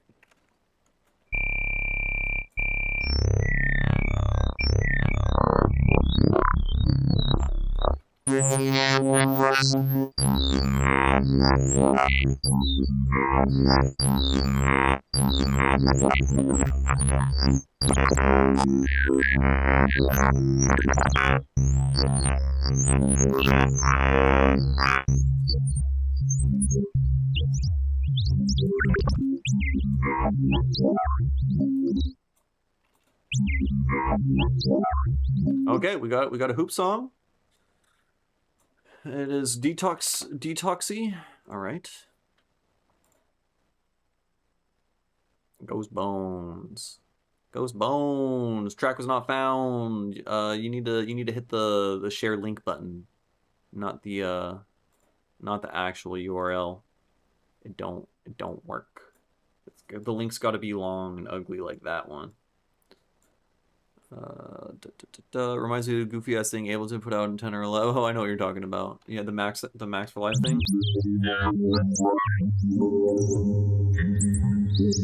Bro, it's like you got crazy talking robot and also birds overhead.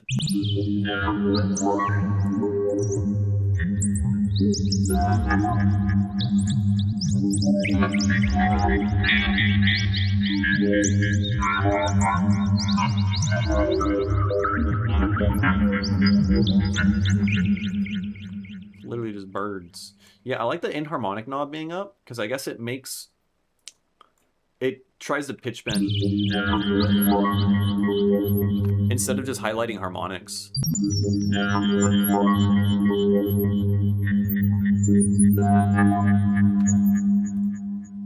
Okay, we got it now.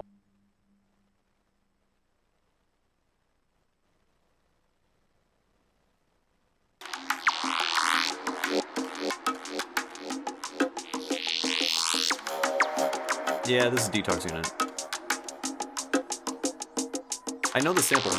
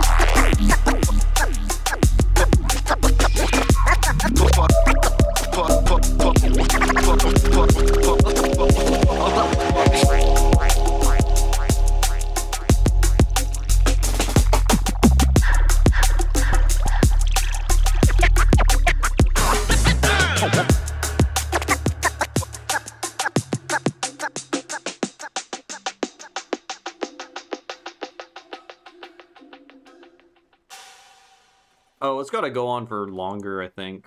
I want more. I want more. I think you need one more drop in there, in my opinion. I think the kick is a little bit clicky and kind of inconsistent in how it goes to the mix. At some points, it's just like I feel like I'm just hearing clicks. At some points, it like just sounds good and subby, and I don't know. There in the first drop, you're like playing the fuzzy sub for like a bar, and then a bunch of other shit starts happening, and the fuzzy sub still is kind of like ticking away. I can hear the fuzz the whole time, and I find it kind of distracting. I'll go back a little bit.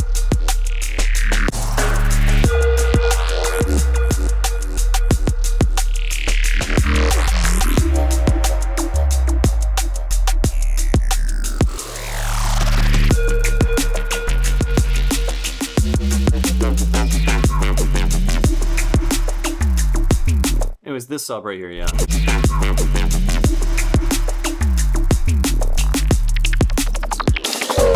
I just think it shouldn't be playing the whole entire time, just for like downbeats and like initial hits, or like for the first bar or whatever, and then when the other kind of thing comes in, then it mutes, because it eventually, I'm just hearing it as like a ticking noise than I am really thinking of it as like a solid sub. Oh yeah, and let me just revisit.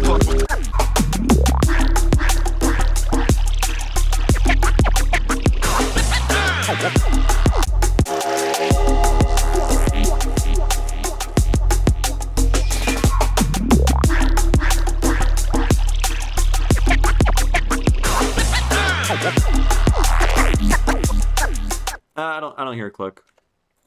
I think I was just tripping. Yeah, that was sick. Yeah, really, my only real advice, because I know you're gonna, you know, probably end up addressing all this shit on your own, is make it longer. It needs one more drop. It's 2 minutes and 40 seconds. That's way too short. Needs just one more big boy in there, please. But yeah, that bangs. You're getting real fucking good at the up-tempo stuff. You're getting real good. That might be my favorite up-tempo song of yours I've heard. Maybe. I don't know. I've heard a lot of your songs. But it's definitely up there. I fucking love animal sounds. Little jungle stuff. Yeah. Okay, alright, we're going back to this fucking dude.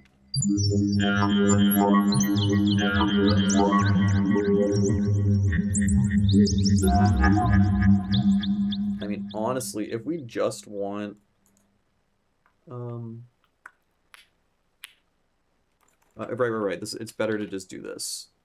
Filtered spectrum. Right. What the fuck is this? Wait. Huh? I thought I was just getting a low pass filter.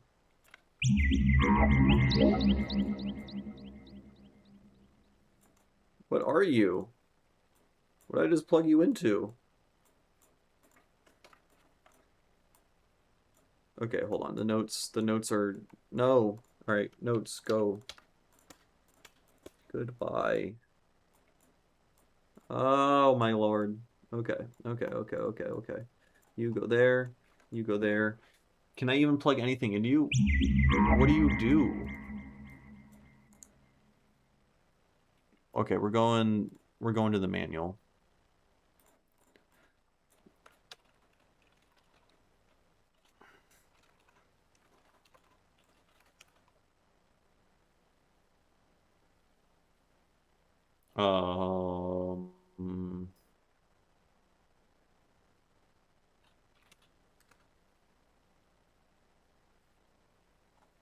It don't exist, folks. He might have failed to vibe code the manual for this correctly. Oh. Oh. Wait, what did I just click on? How do I put sound into you? Oh. Or is this a generator? This is filtered spectrum. Why does it have a 1 next to it? What the fuck is it? Filtered spectrum. That's a generator. Okay, that's a generator type, but it doesn't... Oh. But it doesn't appear from hitting the arrows. So I'm gonna I'm gonna add that. I'm just gonna mention it now because every time I find a thing that's an issue, I completely forget about it and then the stream ends. Filtered spectrum could probably here when hitting the arrow keys on generators to flip through different generators, but it does not. Yes. Yes, JSlop.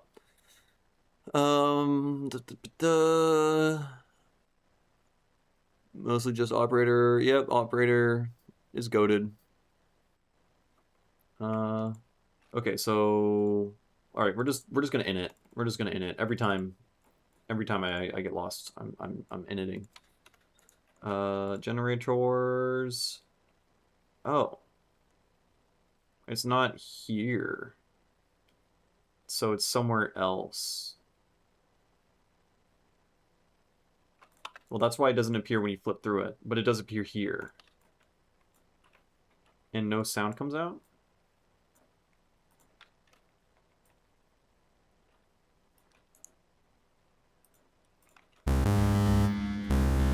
It's a lie.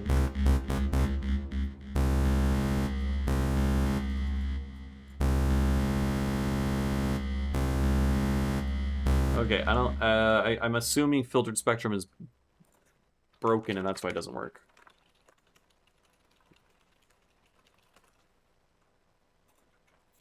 Yeah, sloppy little additive, baby. Exactly. Look, we're in the future. Look, if AI is gonna give me these fucking sounds, I guess something good's coming out of it. Look, it's just the death of human creativity and all art as we know it. And we can make cool additive sounds now. So I'll take it. We'll take it. So detune stack, is this also...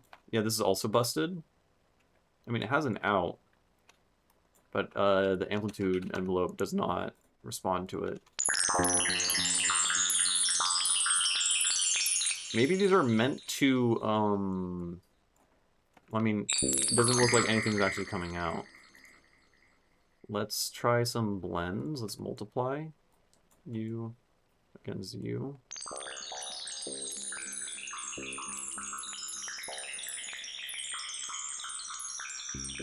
No? Yeah, okay. Those are busted, I think. Can't do shit with additive, but that is cool to know. No, additive is the way, man. Oh, it was playing... What? What? What are you? What if we multiply noise against this?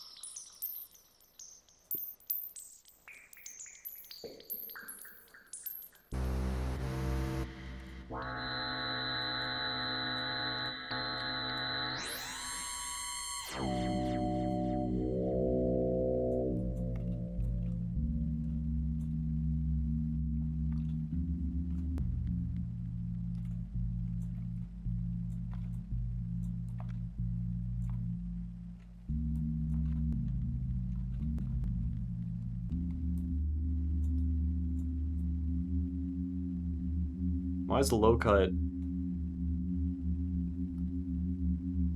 Change the pitch.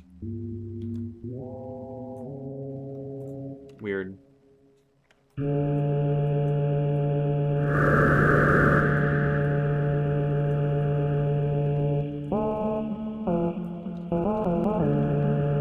Oh yeah, FM. I'll add this to bugs. FM Spectral has some glide in it. By default, it seems. Wait,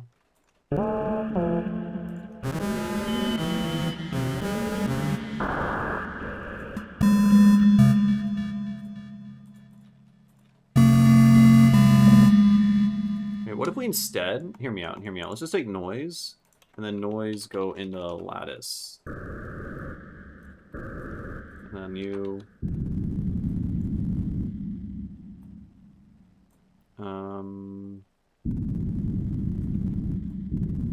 It does nothing. I wasn't expecting that.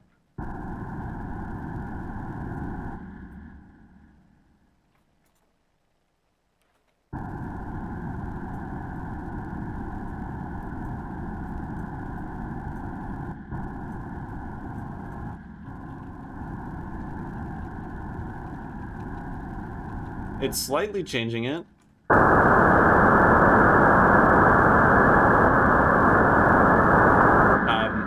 Lattice doesn't work on that. Maybe it just doesn't work on noise.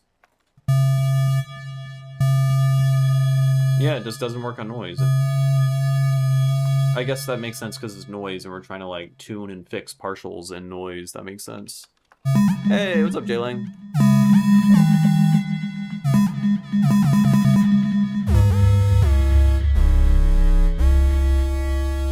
Yeah, I don't really fully understand Lattice, but it do be making some cool sounds. So like you can make a Zen timbres by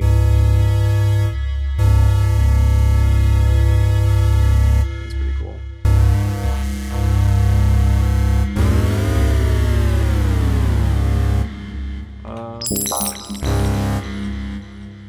You fixed it tonight? Okay, sick, dope. Well, I'm assuming you saw me complaining about. Oh, you did respond. Okay. Wait, no, you didn't. Anyways, yeah, I've just been finding new things and posting about it. Now I'm kind of at a loss of what I want to do. I was trying to multiply different signals together and getting weird results. What I'm curious about, what the fuck are these? 0p, 0p, they don't seem to work at all, and they don't appear when you right click filtered spectrum and detune stack. I'm assuming maybe these are just like not freaking,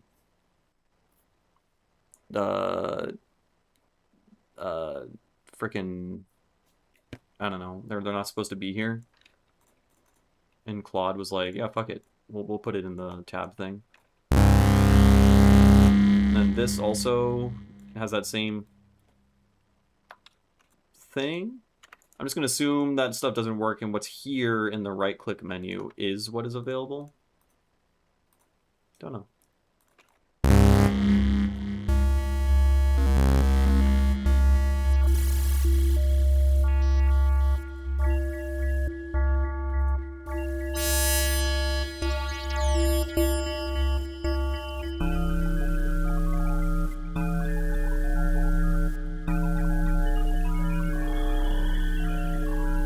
Okay, sick. Now, let's try that thing you were telling me about. Use time stretch, because this is super busy.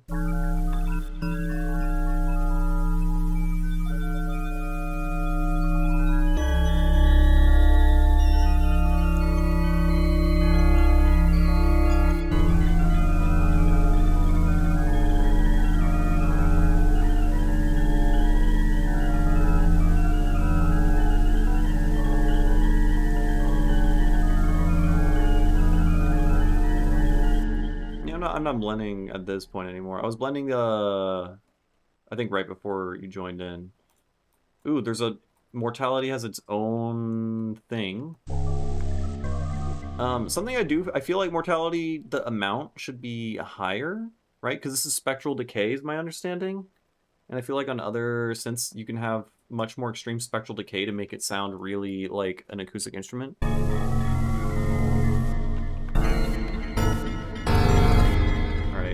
It sounds terrible now. Honestly, sample resynth. I just keep going to sample resynth, and it just sounds the fucking best every time. Let's just grab. Let's put the yapping babies in here. Oh, it's too big. Yeah, all my shit. Fuck it. All my shit is like giant mud pies.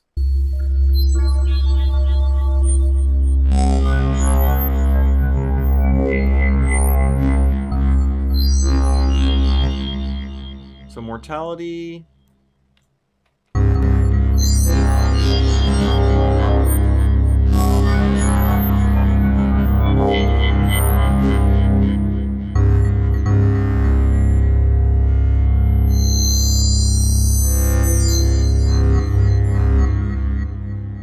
How does freeze work? There we go.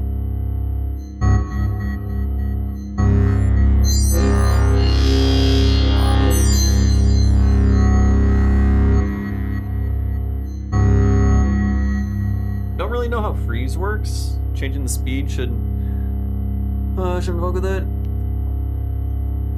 Okay, sick. Awesome. Yeah, no, dude, you're making insane. Okay, please. I mean, like, every day there's just a new patch and all the shit is fixed, so it keeps going. Yeah, no, sample resynth is just, like, cheat codes for, I don't know, crazy, super harmonic, psychedelic, tippery shit. Like, this has just kind of been my go-to recipe so far, and is literally just, here, let's grab this sample. Just like sample resynth and a lattice.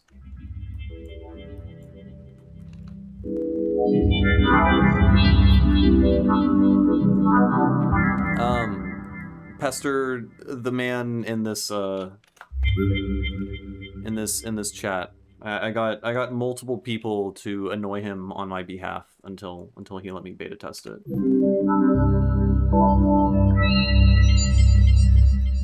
So let's slow you down.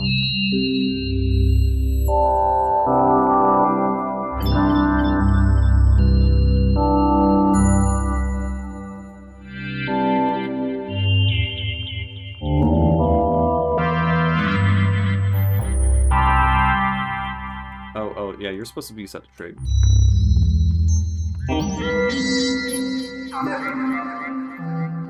Alright, I need to stop playing around with the same thing and explore new shit. That's my issue. So, alright, we have something that sounds good. We already know this sounds good.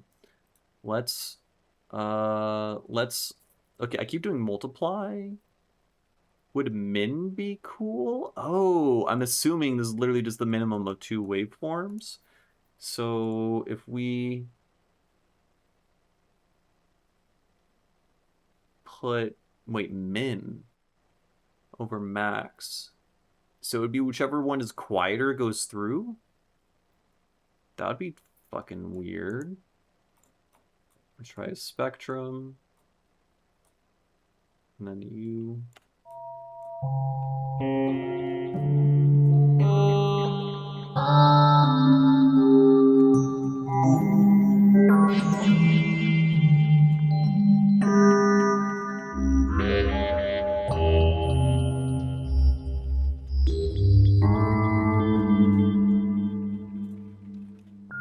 The Alt-R to just fucking randomize everything is amazing.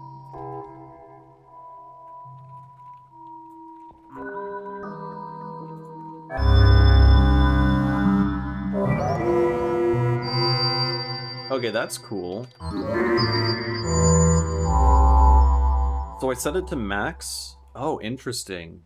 So if it's set to max and I'm using like a saw wave, it's effectively like I'm playing them both together, but they will never add together, right? It's like as if I am soothe sidechaining the signal like 1,000,000% by this or whatever. I'm just like spectrally deleting everything in this that occurs in this so that this fits in exactly. So you still get a little bit of the saw wave buzz, but it doesn't sound like they're layered together. So that's actually really useful.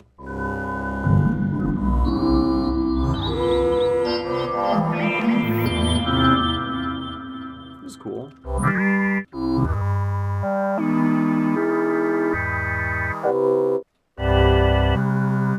You should be on trig. Why? You should also not.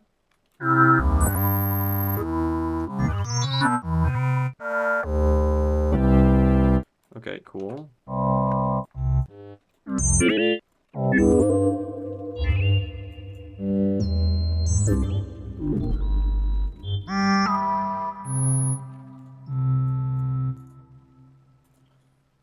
Now, I haven't really figured out... Oh, I think... Yeah, we figured out how shred works today. Shred is cool. I think grader's cool.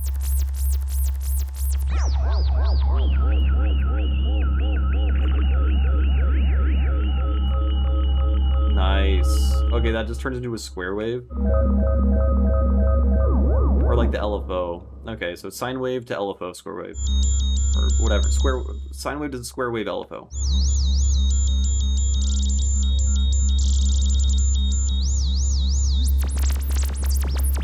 Okay, I gotta look at a spectrogram when I'm fucking with this stuff.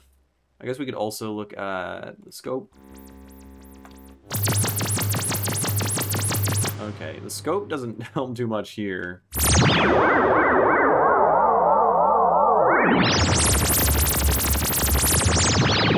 That's fucking nuts, man. I don't know what to say.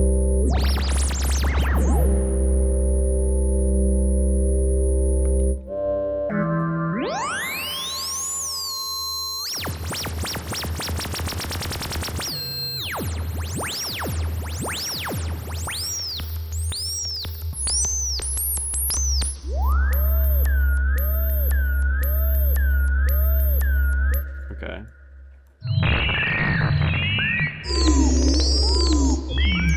Okay, why is every time I play a note it sounds wildly different.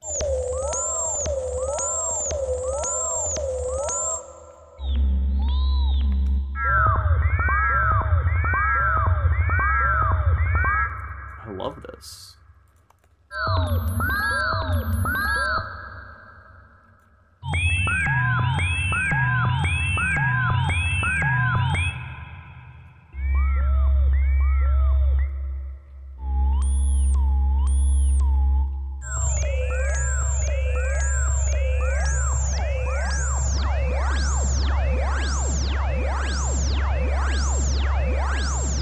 I love I don't know, it looks like a bunch of little creatures.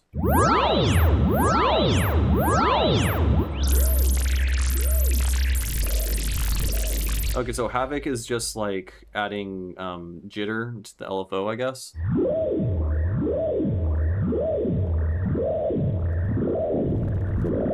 Yeah, okay, so this is sine to square.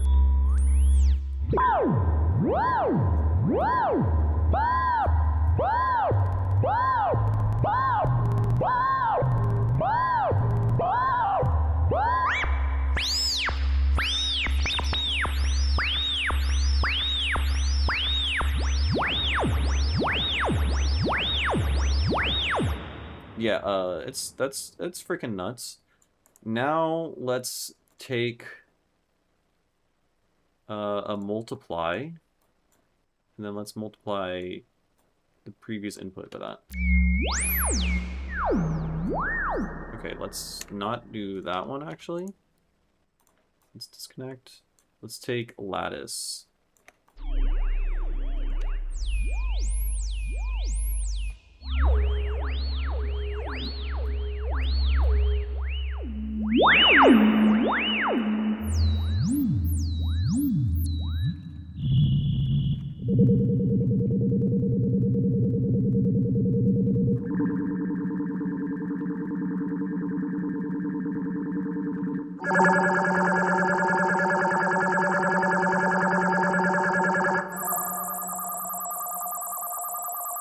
Yeah, I haven't seen Joe in a minute. Actually, I'm probably going to see him on Saturday because Entangled Mind is playing at the... is playing in SF, and he like helped book her, so... These are just some good alien hovership sounds.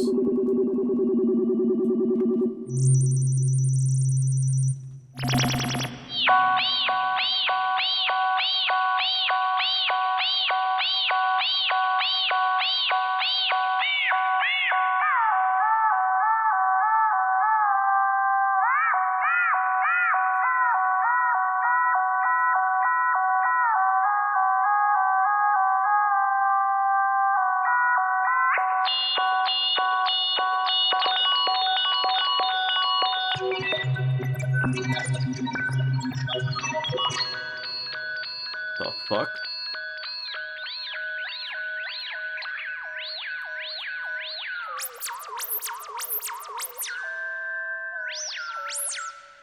It's just nuts, man. I don't know. What else can we do? Let's, what other effects? More glitching, chafe. Let's chafe it.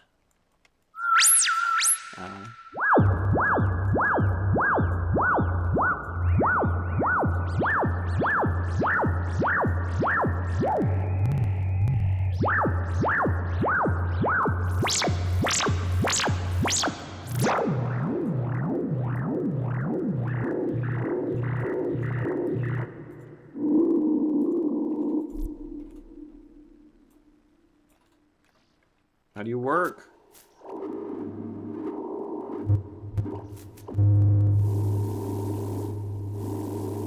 It's just a filter.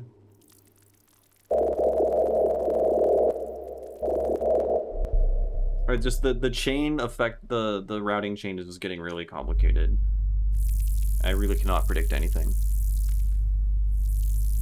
Oh, is Undulate playing there? I feel like I've never heard of them until like 2 months ago, and now I'm hearing about them like every like 3 days. I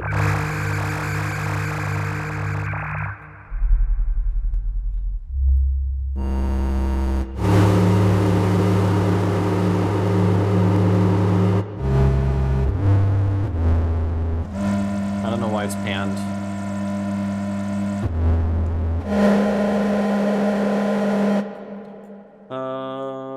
Let's just hit random on literally everything. It did not pay off.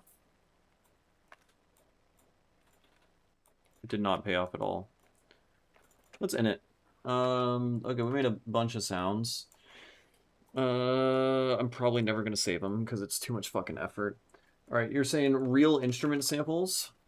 I think I have a Zing harp. Yeah.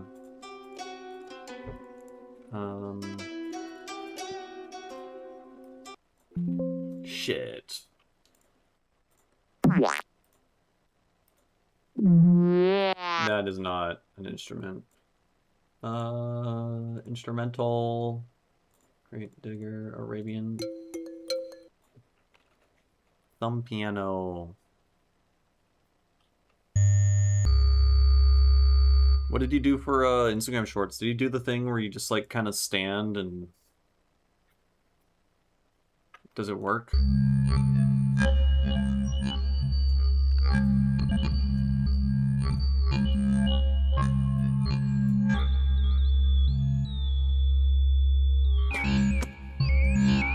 I was gonna say, like, man, I really should get in the Instagram Shorts then.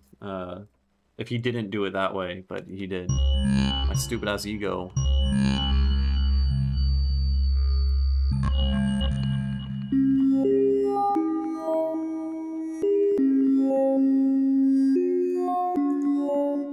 Okay, let's sample and hold. Trig. Position.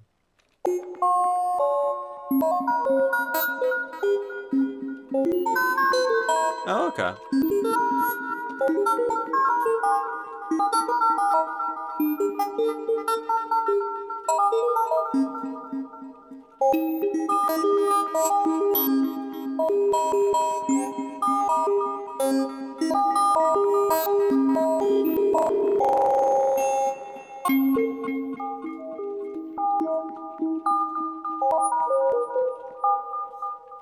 This is a beta for Hyperfield. It is currently not released, but I am building hype and beta testing it and finding bugs and stuff. It's an additive synthesizer. I should probably stop only... I gotta branch out a little bit more than just beta testing this, because I'm probably just making everyone feel FOMO and I'm not getting music done. It's just very fun.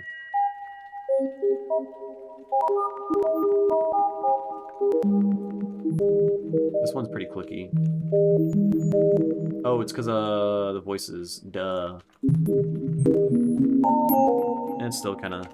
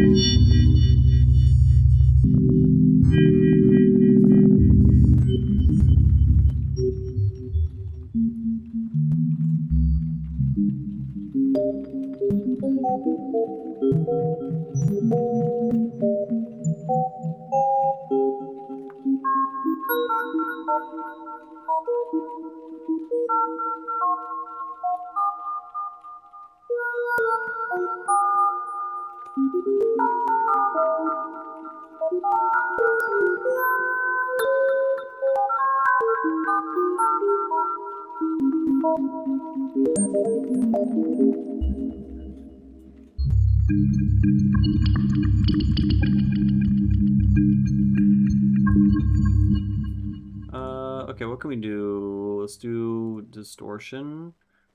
I don't think I've tried all of these. No, I think I have. I think I have tried all of these now. Slow down.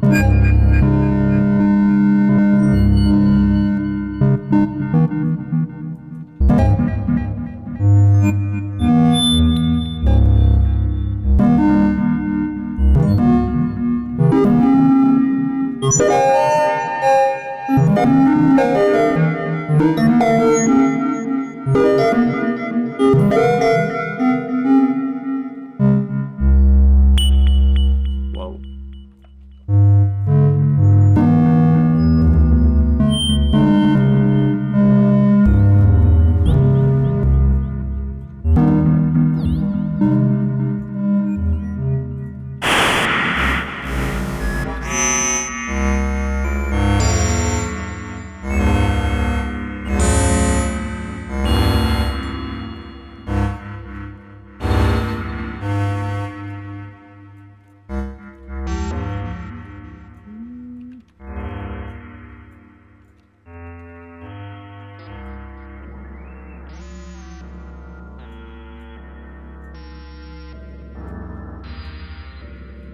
Hmm.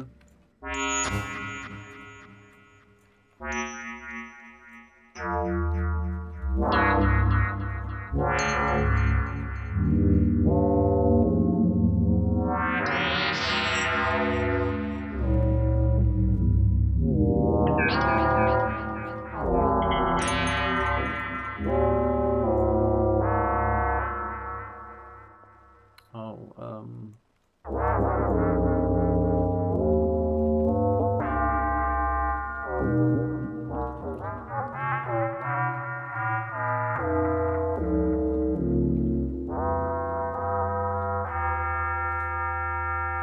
wait. Oh. Whoa, it tells you the formants?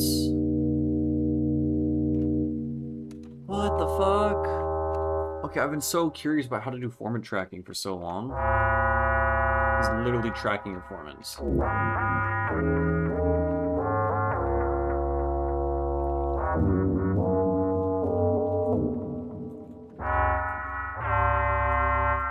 Hold on. Hold the fucking phone.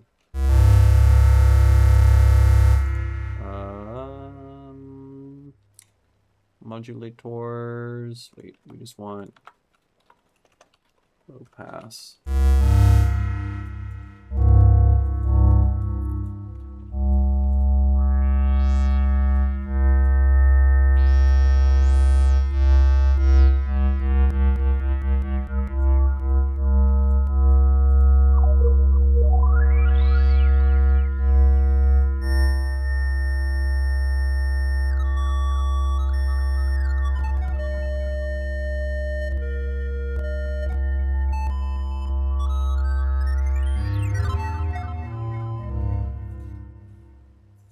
Yeah, it's pretty good. I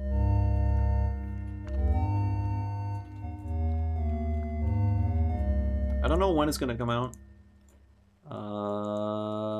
But out at some point. I don't know. I don't really have much.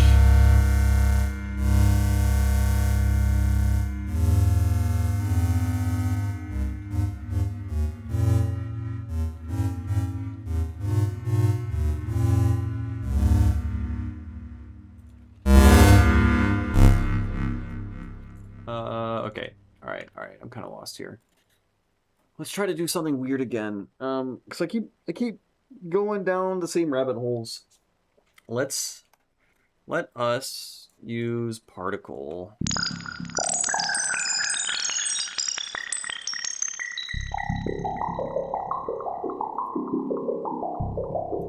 Right?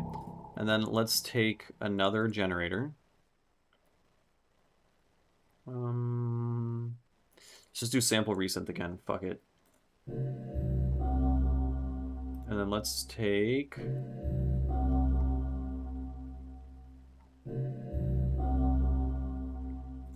vocals. You're drinking Dr. Pepper right now. Fuck it, this one.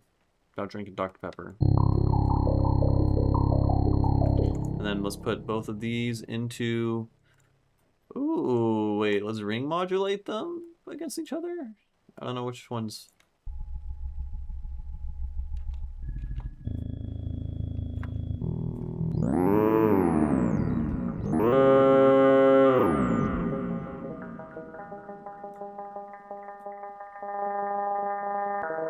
Okay, you're only hearing this one. Let's... Oh, don't do that. Let's invert. It doesn't change it. Right, because you're just ring modulating it. I guess this is just now becoming like an impulse.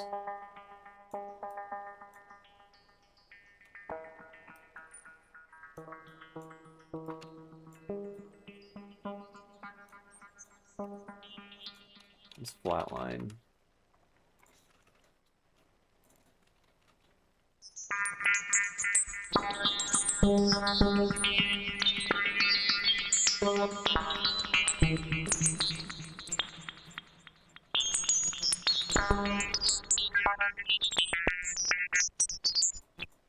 Okay, that one doesn't really work well. It's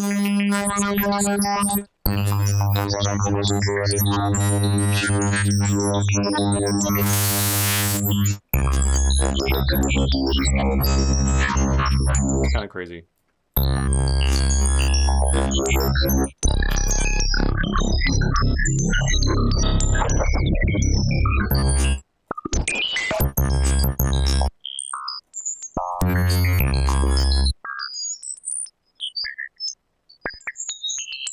Oh yeah, I guess if there's a max and min, then it literally doesn't play them if it's if they're not sharing.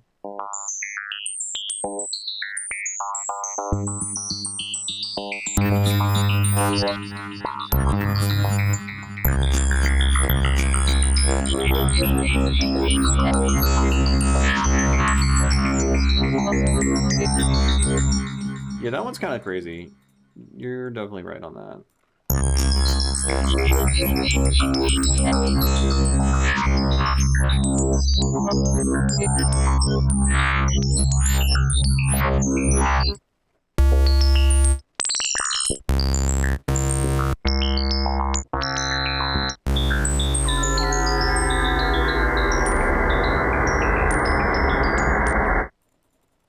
I meant to do the other one. Damn it, I lost the, what was it? Diet. I forgot what the frickin' sample was, and I lost it. You're free to this one.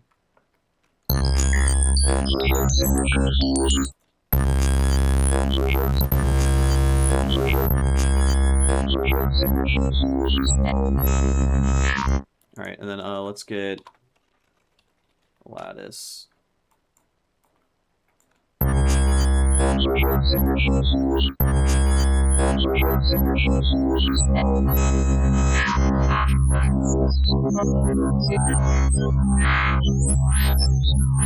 Yeah, I'm using... You're drinking Dr. Pepper right now. That's our sample. That's exactly right. That stuff is good. It's got sugar in it, and two doctors have told me that if I drink it, I will die, but they died first. You're drinking. All right. Let's do. It's exactly What the right. fuck does permute do? Never Shut up! tried. Shut up! Shut up! Permute.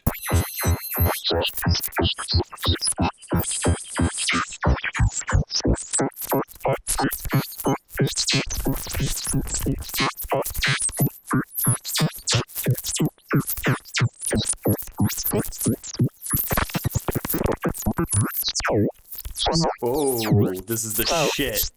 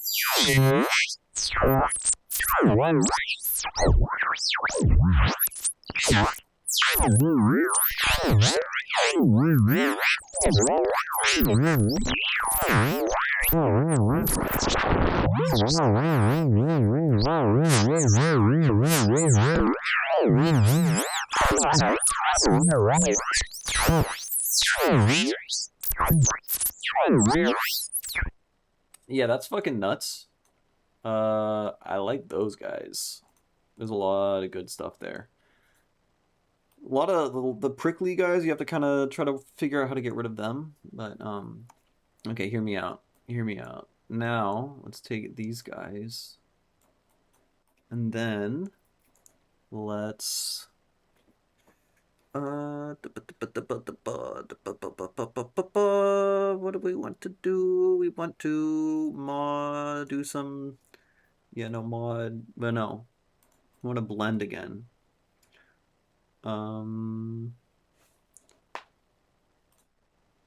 the fuck does gate work? I don't know. Let's just multiply them again. Not a tremolo. And then you.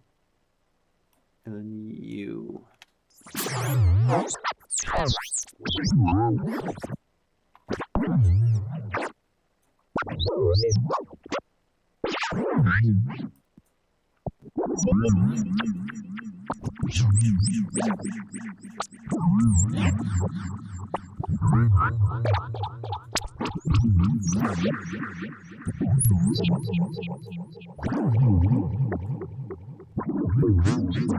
Oh, for the high pitch stuff, maybe?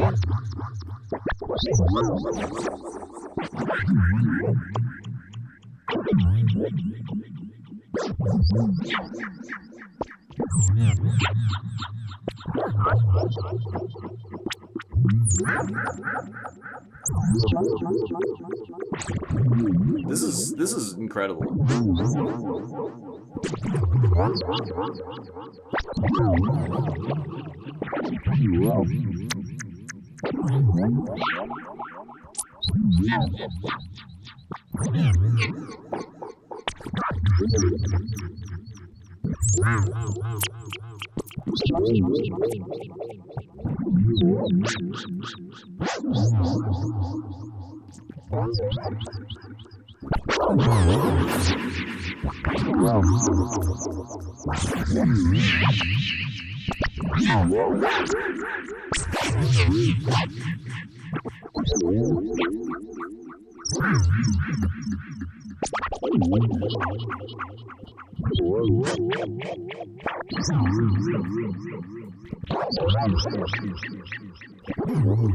I'm having so much fun.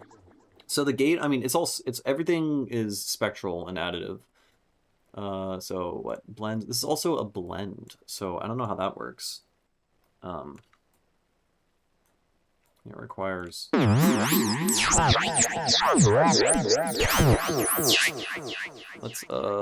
read the frickin' manual.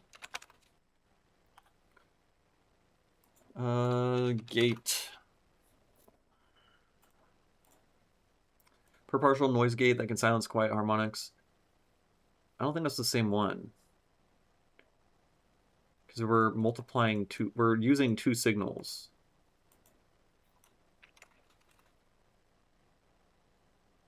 Spectral switching. Gate is a dynamic blend mode that uses the loudness of the two sources to switch between them. Constantly compares the amplitude ratios of A and B when one source becomes significantly louder than the other.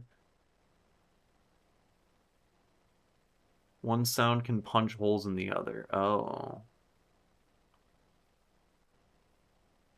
So I guess there's a part where they're both playing together and then they swap over. That's kind of cool.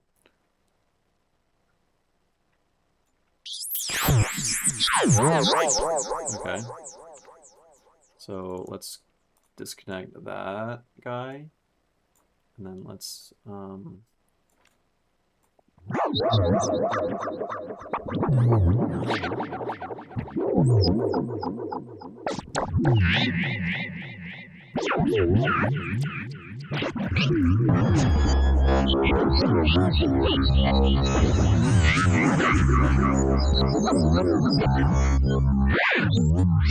oh, this is great.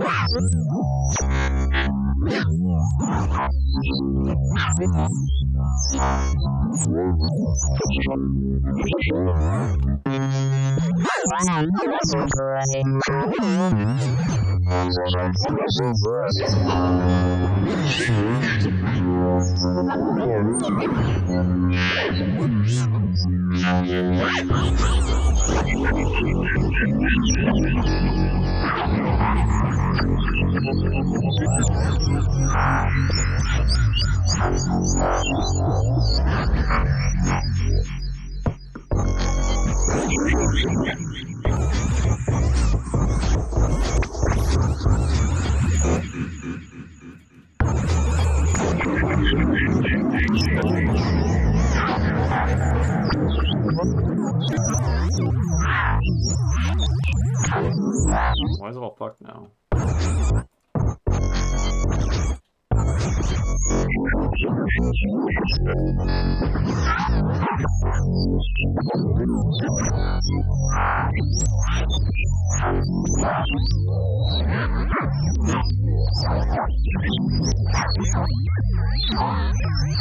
Alright, I kind of lost it, but really cool. Okay, so gate is fucking awesome. It kind of makes two sounds really sound like one sound in the way one will transform into the other one. Algorithm dragged you here in 2 in the morning. Beautiful. Love to hear it.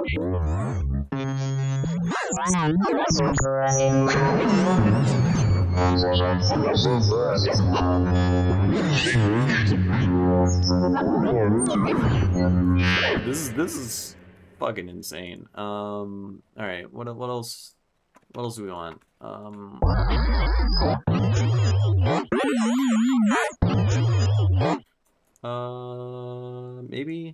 Maybe try to make something rhythmic. I have not figured out how to use the sequencer at all yet.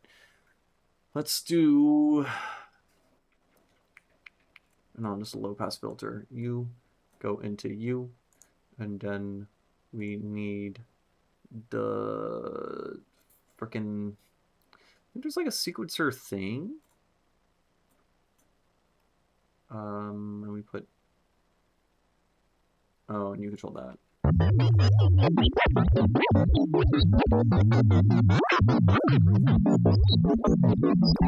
This is not smooth.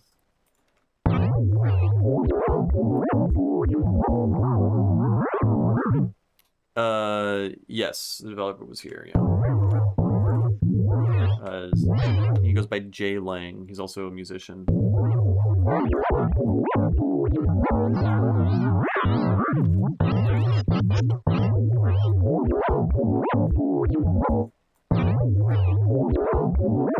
And I think that's silly. I mean, we could... Making a drummy pattern. I just don't really know how the sequencer works. right? We can like do some shit like that. I don't know how to apply it to a thing though. Right? Oh.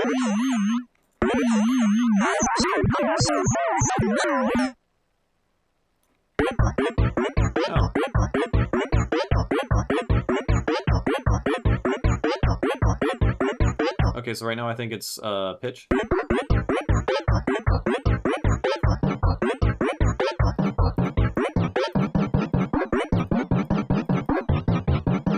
And then what? Random?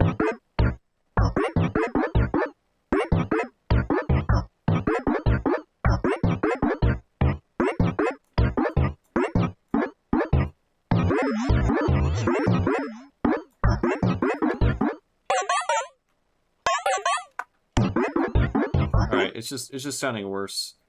We were getting way cooler sounds a second ago. I should have saved the fucking patch. Here, let's turn all this off. Seems are going. What were we doing? Well, luckily I saved the sounds. We're using the gate. Multiply, going into the gate. This thing, permute, let's reset the default.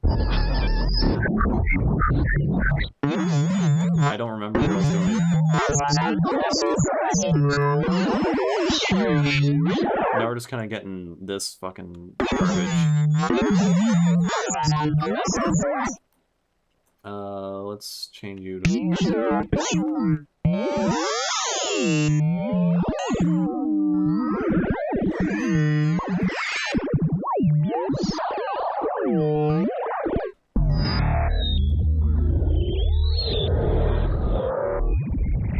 I have no idea what you're talking about, Fractal Singer.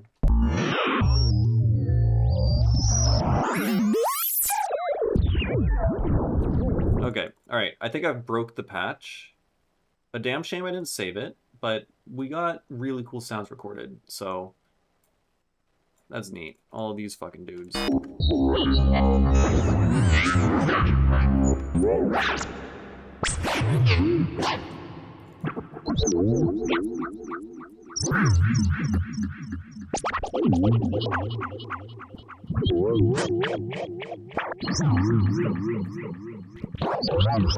Yeah, dude, it's fucking crazy. Okay, we're starting over. Man, I was about ready to give up on the stream, and then I made really cool shit, and now I'm ready to go again. So I think the way is you really want to sample resynth. I mean, that makes sense, because the coolest shit you get in the world comes from resampling, and this is just a fun way to resample shit. And then we start merging it with other sounds. That's been what I've learned so far. So, let's find, what are you? No.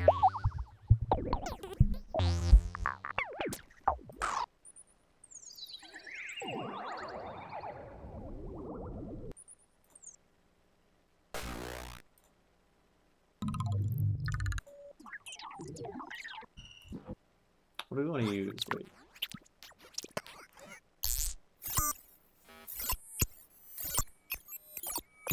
Can I fit this? Yes. Hello. I'm in Ableton. Right now I'm using a beta unreleased additive synthesizer, and I'm testing it out, called Hyperfield. It'll come out sometime in the future.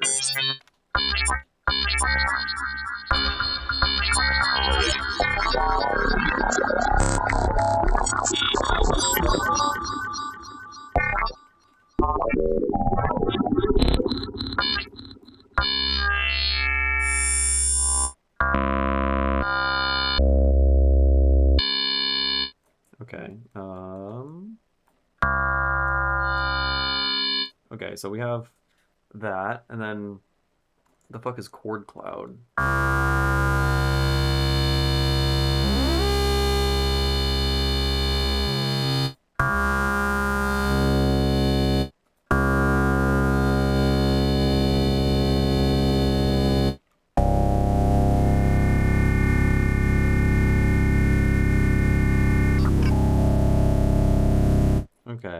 I don't know, something like that.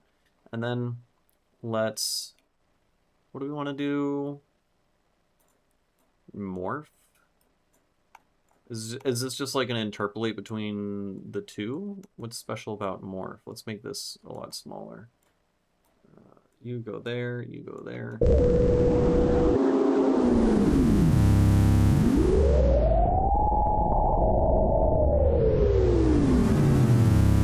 Kinda cool.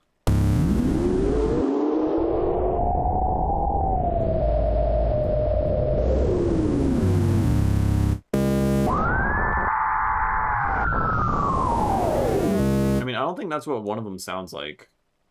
So it doesn't feel like I'm interpolating between the two. Let's disconnect. Let's swap node positions.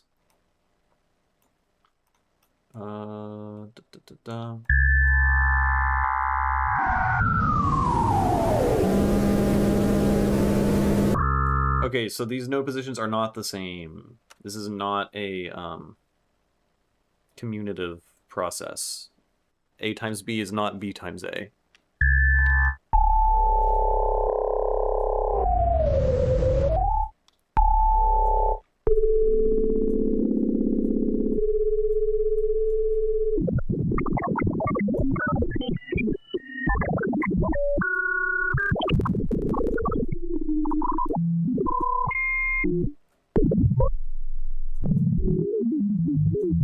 There we go. Alright, let's find some cool effects. Dynamic, enhancer, compressor. Let's just vibrato it, man.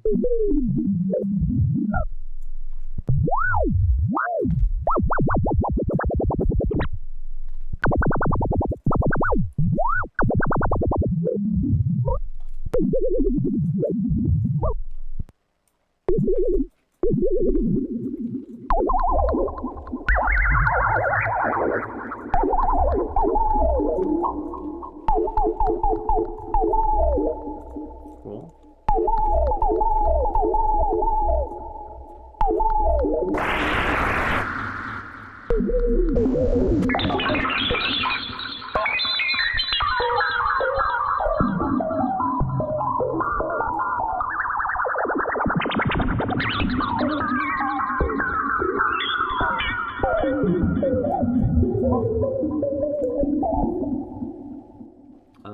Maybe not vibrato.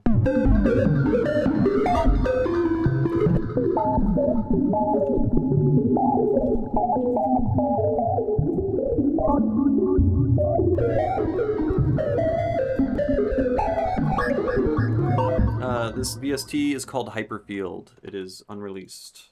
It is I'm beta testing it. And building hype. That is what I am doing. Hold on, let me This is the information you can find about it. It is not released. Alright, let's go back to this thing. All the cool patches I made so far I think come from initializing as this.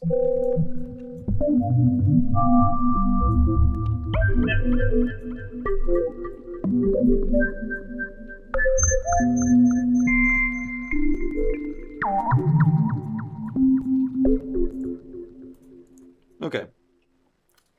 Then let's glitch it.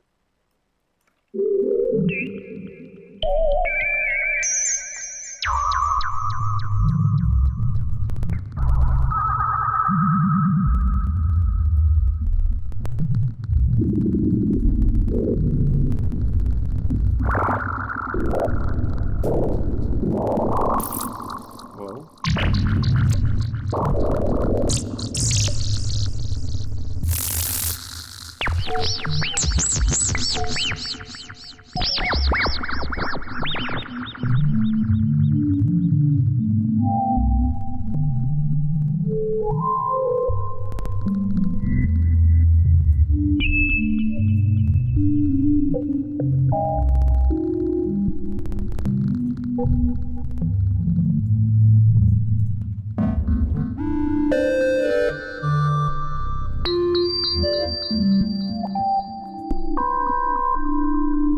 think I'm burning out. I think I'm burning out. I am not the creator. No, look at the link that I had sent.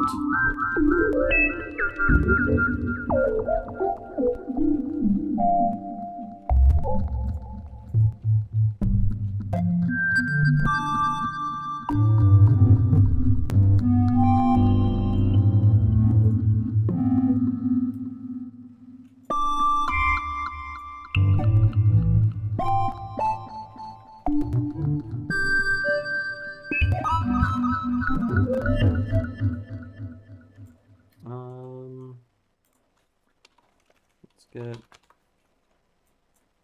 I keep liking this as my input sound.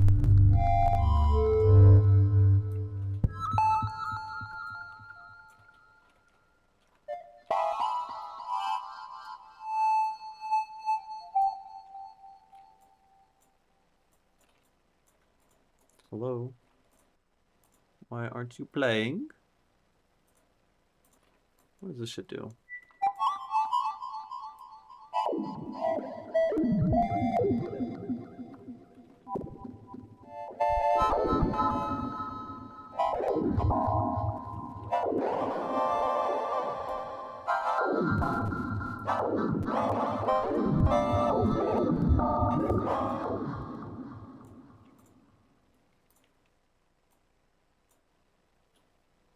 Hello?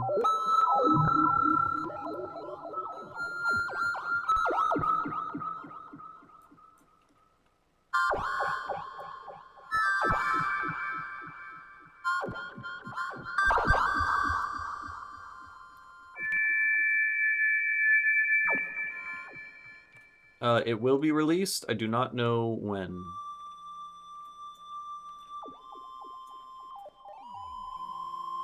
There are currently a lot of bugs that's got to get worked on.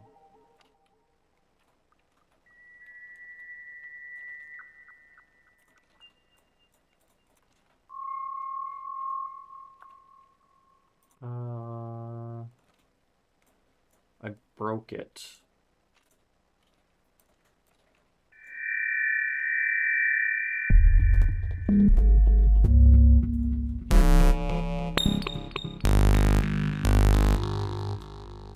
Alright, let's take this guy.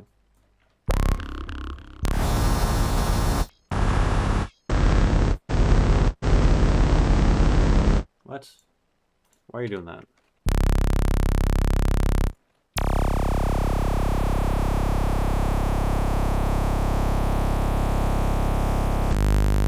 Okay, I'm just gonna add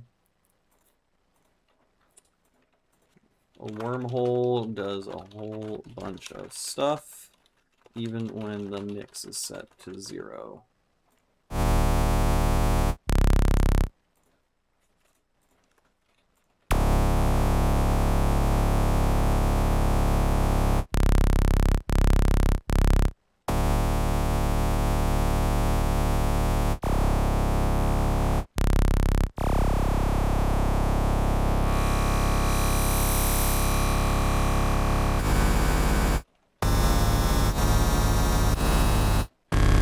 Sounds it's very unpredictable. How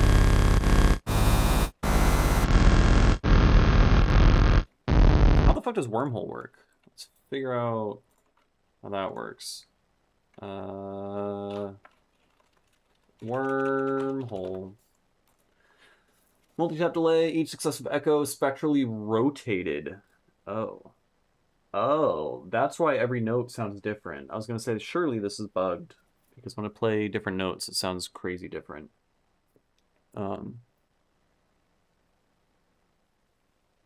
Okay.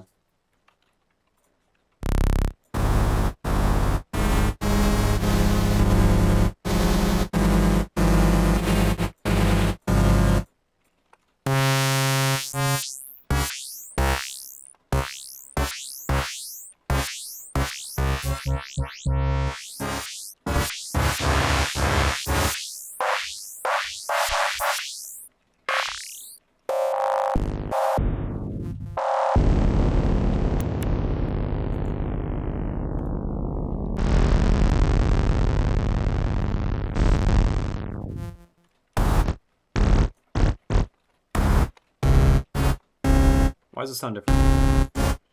Reset the default. Why do you sound different every time?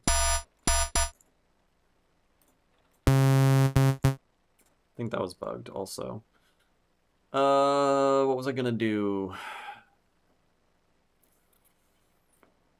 I'm blanking. What was I just doing? Wormhole. We were doing shit with wormhole, which I think was under time. Yeah.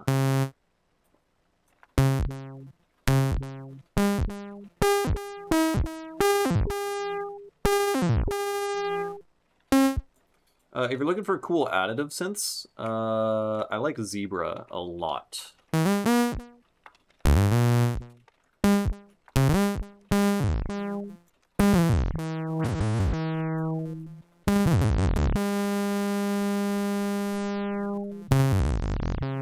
Why is it like it stops there?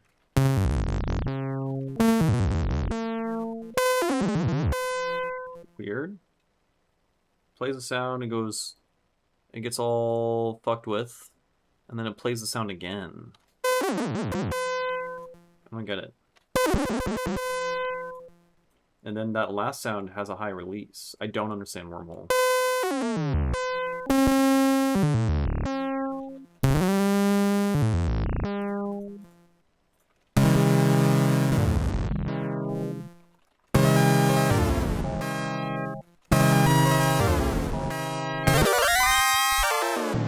I don't understand this device, man.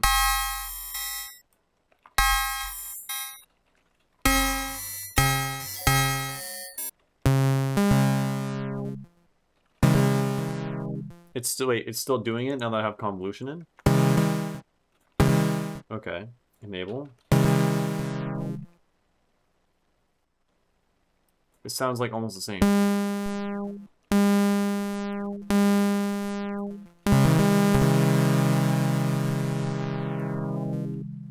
Let's make this a pluck.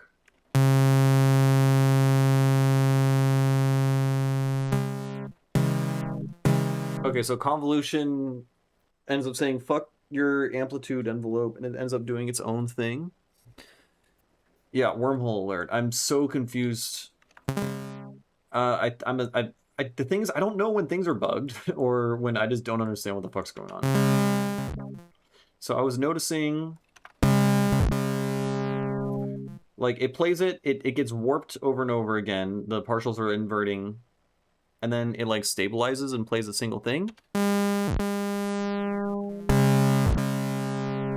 Right? I mean, if it plays here and then it gets inverted, I'm assuming each of these are like a bin where the frequency inverts. I don't know.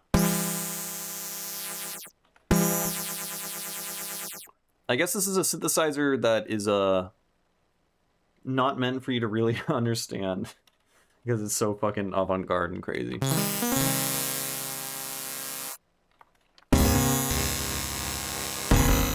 Whoa.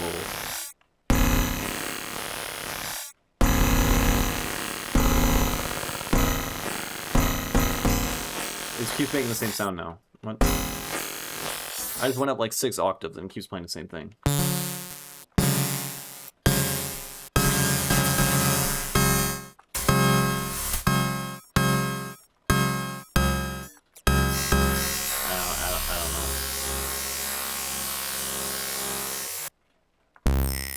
Ooh. I like that one. That one was sick. So this, okay, this sound it's making right now makes sense with what I had read. Ends up creating like a feedback loop of it inverting whatever, applying boosts and cuts to different parts of the different partials.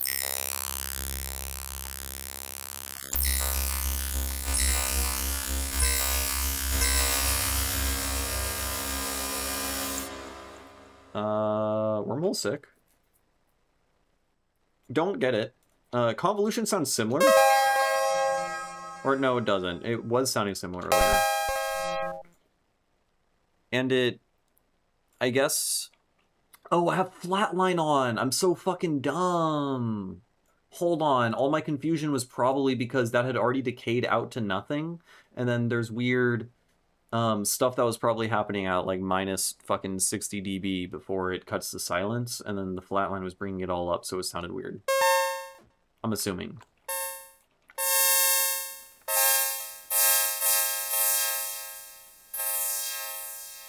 Okay, now it just sounds like how I'd... Okay. So I mean, I don't know if that's a thing you should fix or not. It's just... If you fucking compress the ever-living shit out of the sound, then it starts behaving unpredictably, but that's like a no-brainer, so maybe it's just fine. Skill issue on my part. Yo.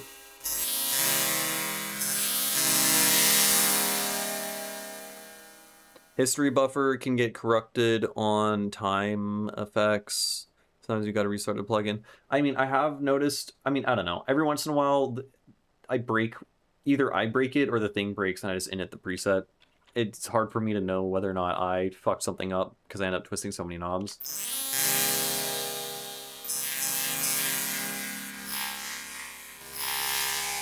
Oh. This sounds great.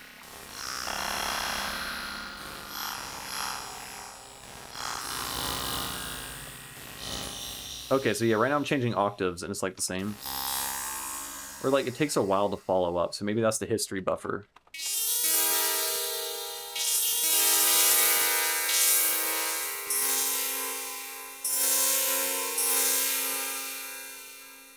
Okay, let's do something quirky and let's multiply.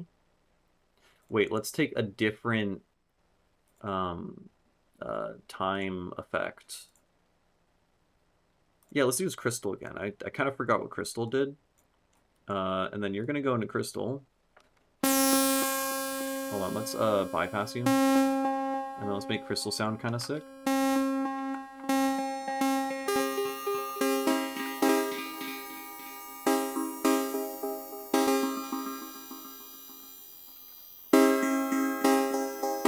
I don't understand you, man. It's just doing that.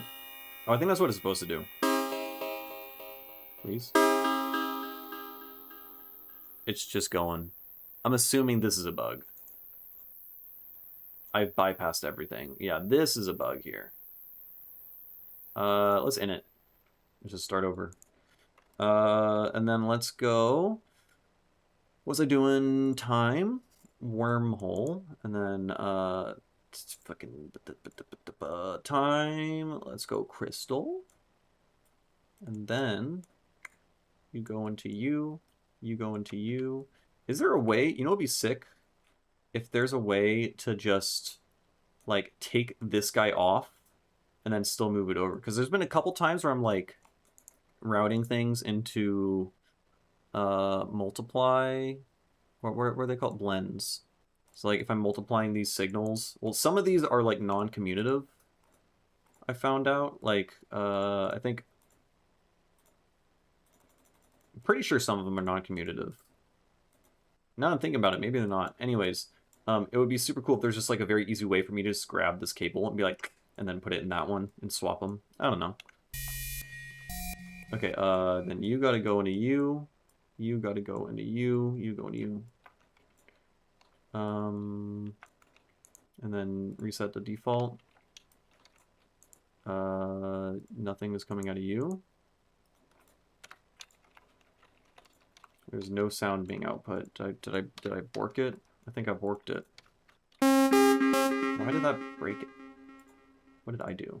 I've been streaming for a while. I am also like kind of cooked in the head. There's a button between them. The arrows that show up, of course. Every fucking time I have a request, you're like, it's right there.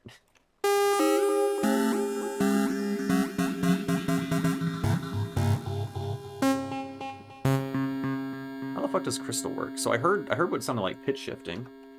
Wait. Control K. Crystal. Around the page. Crystal. Just give me... Okay. Probabilistic freeze. Create shimmering. It just... Okay, it just freezes them. It just lengthens random partials. And that makes sense why it sounds like it's crystally, because then you end up getting like crazy like bell-like modal textures. That makes sense. Why did it sound... Oh, drift was probably up. One of them pitched upwards. Yeah, like right there, I went... Maybe that's because voice is set to 1. I think that might be why. I think that was why. I think when voice is set to 1, there's like slide legato shit being applied to some of the effects.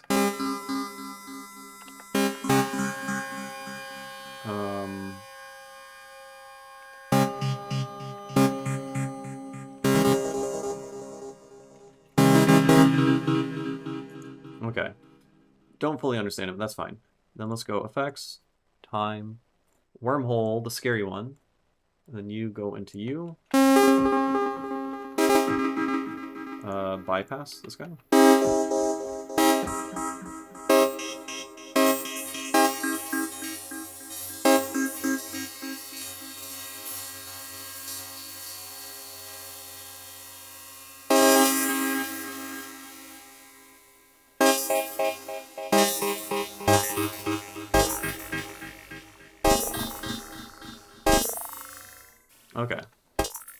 Okay. Okay. They're both now doing things. Then let's... I found a gate sounded fucking awesome when I tried it earlier. Oh, there's this arrow. Beautiful. The exact thing I wanted to do.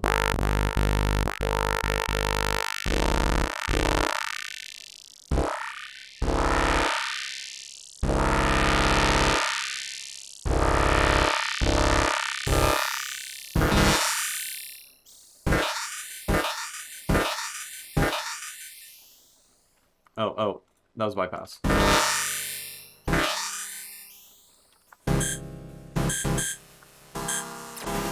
I'm just randomizing them. Let's make you this guy. And then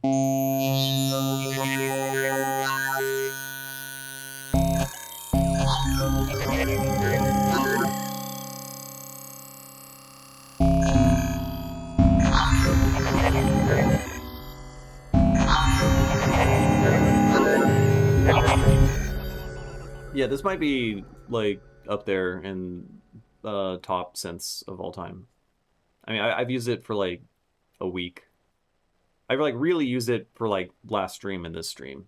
I've like hardly touched it before. And I mean, I've been praying and wanting like a modern additive synth that effectively does what Razor and Harmer did, but, you know, updated by 15 years or however fucking long it's been, you know? And that's kind of what this is. And it's also like fully modular, which is insane. I don't think there's been an additive synth that's fully modular before. So shout out Jay Lang and his big brain and his army of robots. So what are we doing here? What are we doing? Let's just multiply. Okay, let's then do multiply again, but then I don't really like the tails. So I think if we multiply by the input signal against this gated version, then we're not going to hear the tails.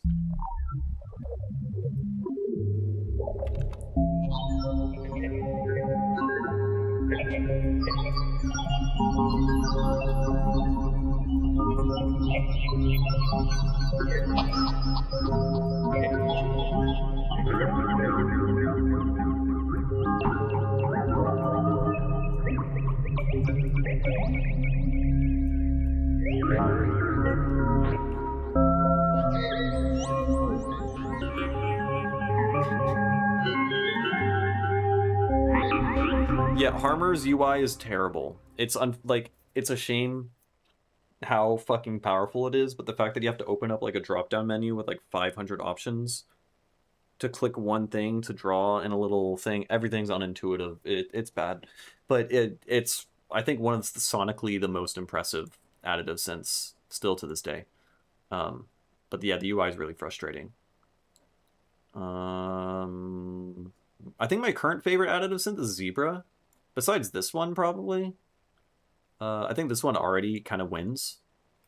But they all accomplish different things. That's the thing. It's not like I'm going to throw out Zebra. It's not like I'm going to throw out Harmer. Harmer is really good at certain additive stuff because they all have their own unique algorithms, right? Like, what's so special about additive synths is they're just, like, limited and defined by how creative the maker is and what algorithms they decide to do. Like, Pigments has an additive synth. Kind of sucks because there's, like, 3 additive algorithms it can do. I mean, they sound kind of cool, but that is not Pigment's strength. It's a pretty disappointing additive engine. This one is basically infinite because you have all of these different whatever things, but you also have an infinite amount of them that you continue to apply in a series because it's modular. Which that is just freaking nuts, man. Let's do... Oh, Permute. This one was giving crazy sounds. I don't know how it works.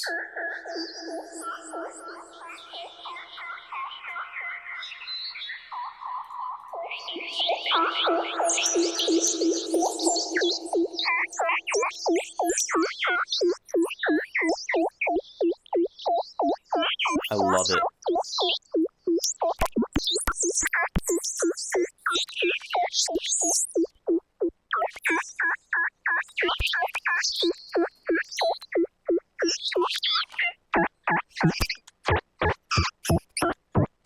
Yeah, Pigments is kind of weak sauce. I mean, all the sounds it makes are good sounding, but you're very limited with what you can make. It's like they give you just the knobs that you can use to make things sound good without really fucking it up. It's hard to make something sound bad with Pigments, which is a strength. That's a strength of it. But if you want to go deep with shit, it's not the greatest at that. I do like it a lot, though.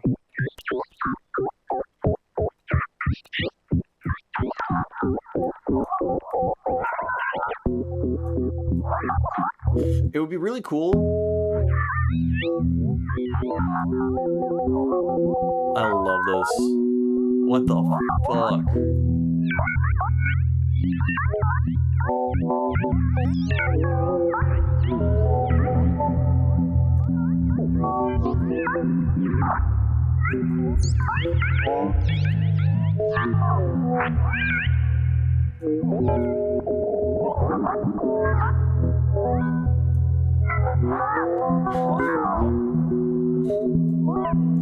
I love it. If the modes, all the things that are like Boolean and switch from one thing to another, if they were clearly labeled that they were switching, I think that would be really useful.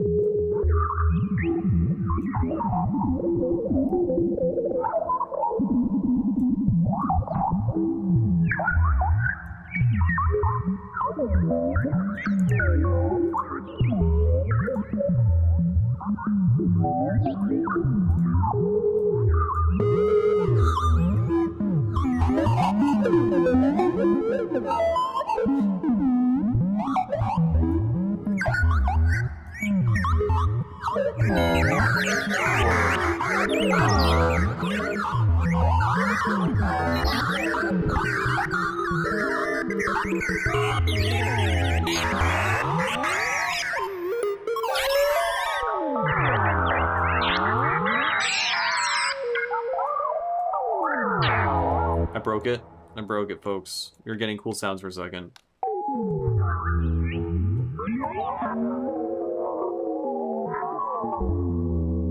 Oh, I keep forgetting. I haven't even tried this at all.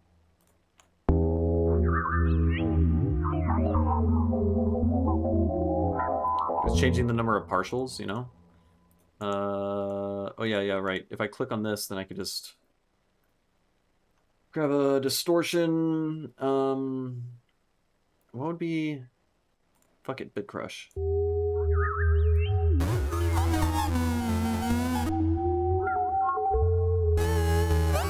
So this one, it looks like this is all nothing.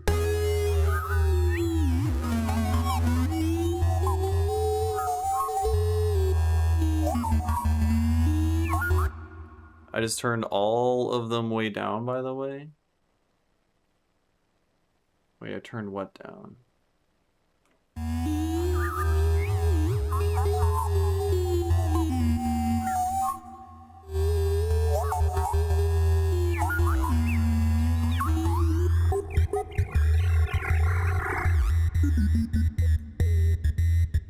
Oh yeah, I know that. Yeah, no, I did that intentionally because there's a lot of like really high frequency stuff I didn't like, and I wanted to see what it sounded like with it on eco.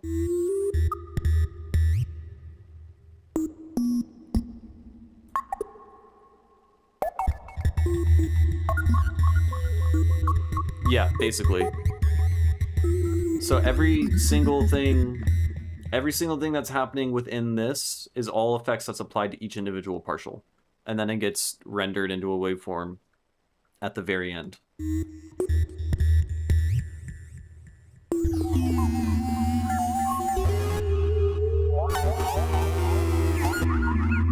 I think 100% probably shouldn't sound like nothing.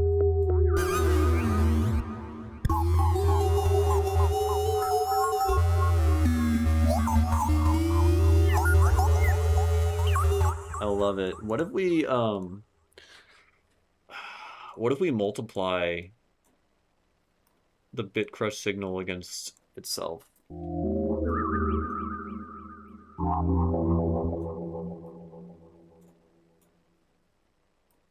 Jack, you get nothing?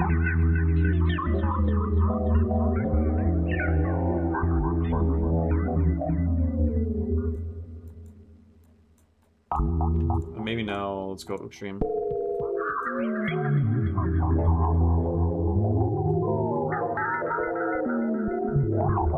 Wait, so the bit crush? Oh, wait, it's not even running into it. I'm stupid. So the bit crush algorithm, is it just adding additive? It's just adding additive partials for where it would assume a partial being bit crushed should add partials to? How many times can you say partial in a sentence?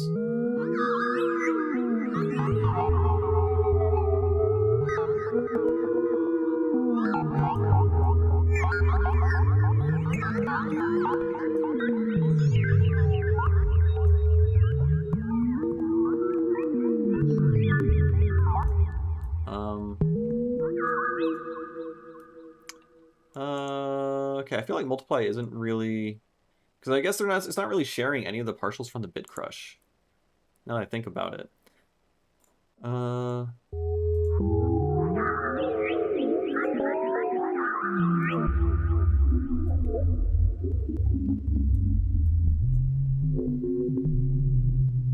Here, I'm gonna get some water and use the bathroom and stuff. I'll be back in a couple minutes. You can all harass Jayling in the chat while I'm doing that.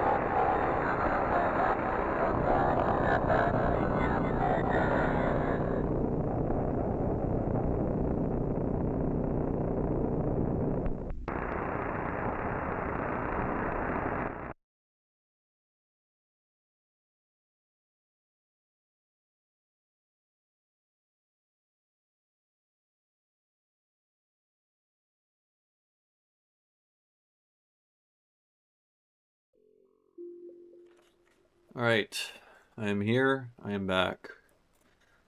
He's been working on it for 8 months. That's nuts. We're in the future. We are in the future. He's getting married. Congratulations. I did not know that. Very cool. Hyperfield TikTok dance. Yeah, that'd be pretty good. That's the way, evidently. Okay, where were we? What is this patch even doing? Oh shit, I was recording the whole time.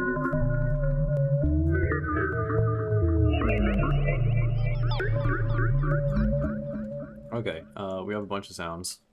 We have a bunch of silence. I have to dig. Do I have to dig through this to find the good shit, man? I don't want to do that. I don't want to do that. Okay, I've had this idea for a long fucking time. I need to like press a key to draw in a note whenever I hear a good sound. I need to figure out a way to just set timestamps as I'm listening to me, like this is a good bit, you know? Yeah. Yeah, no, social media suck, but this is gonna pop the fuck off. This is like revolutionary. For sure. Like maybe it's not gonna maybe Jay Lang won't be the next Steve Duda just because like it's not a workhorse synth that everyone's gonna tell everyone to get. But I think literally anyone moderately interested in sound design is gonna want this shit after seeing someone play around with it for 5 seconds.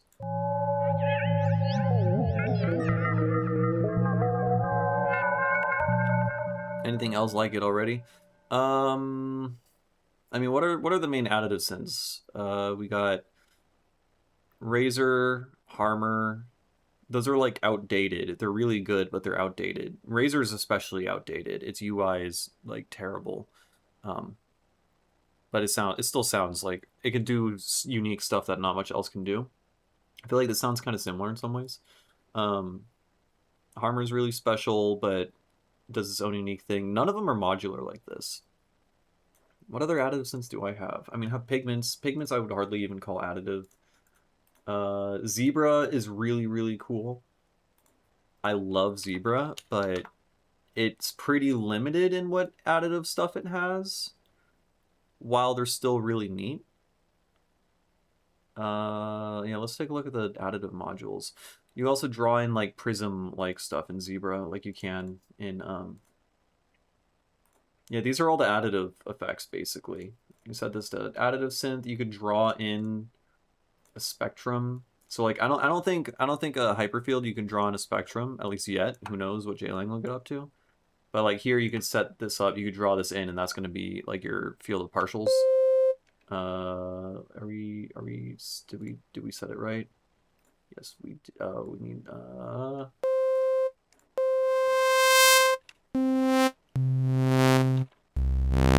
right, this is like a curve, if this is your EQ spectrum or whatever, so you can like draw in performance or whatever. And then you can do like spectral decay.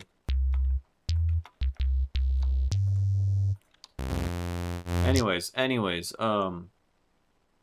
this is still, you're limited to only 2 effects, and it's like of this group of effects, so it's very, very limited. So I guess, like, honestly, this isn't even very much of an additive engine.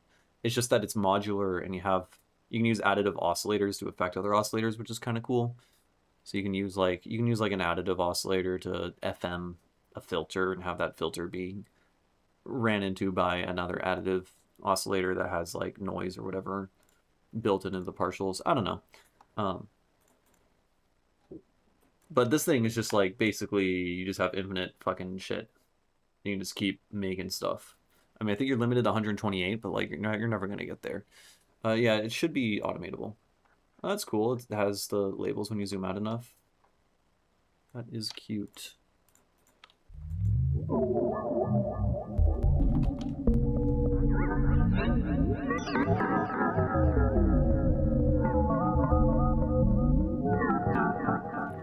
Yeah, Razer is a beast. It's very confusing. The UI is miserable.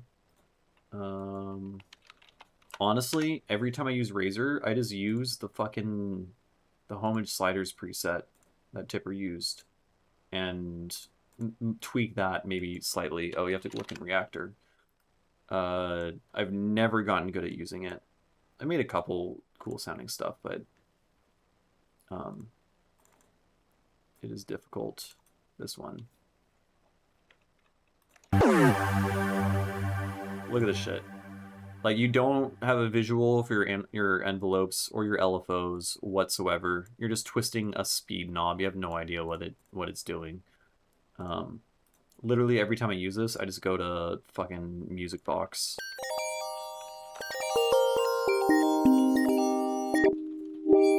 And then maybe I'll like change these.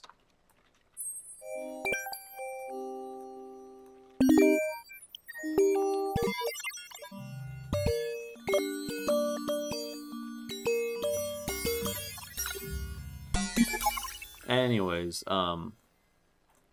it can make some cool sounds, but yeah, it's so outdated. And it has been one of the best additive synths still for a long time, which is why I think this is going to be such a fucking hit. Because no one else has done it yet, and it does a lot of unique cool stuff. Okay, I think I'm gonna stop streaming. I've been doing this for 3.5 hours. My voice hurts, my eyes hurt, and my ears hurt. All your tracks are like 90% Razer. Yeah, I never got good at it. I think my issue is my sound design style is very much like resampling oriented. You know, like I'll take these fucking dudes. You know, where were they?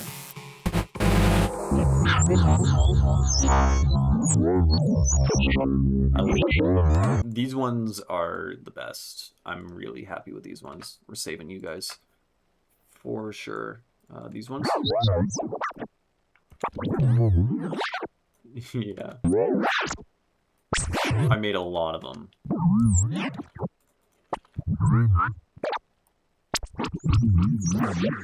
Anyways, I don't lend very well to like tweaking an individual sound for a long time in a MIDI note. I'm very much like make a mud pie and resample it and figure out. Okay, I will say Serum 2 in particular is uniquely powerful for filter modulation stuff. Yeah, of course. Thanks for letting me fuck around with it. I'm so stoked to be able to play with it. I'm obsessed with additive synths. I think Serum in particular is really, really uniquely powerful at filter FM and just frequency modulating other parameters or audio rate modulation in general. Like I spent a really long time trying to figure out how to audio rate modulate stuff in Ableton using MaxMSP stuff, but Ableton has like an internal clock like synced or like it starts Nyquisting and fucking up when you try going over 500 hertz to twist other knobs. But with Serum, you can just audio rate modulate literally anything. And doing that, you can create insane physical modeling stuff. So I've been fucking around with this a lot lately. I know I said I was going to stop streaming, but now I just want to fuck around with this. If you drag in the same sound as a granular thing, and you make it scan really slowly with a low length.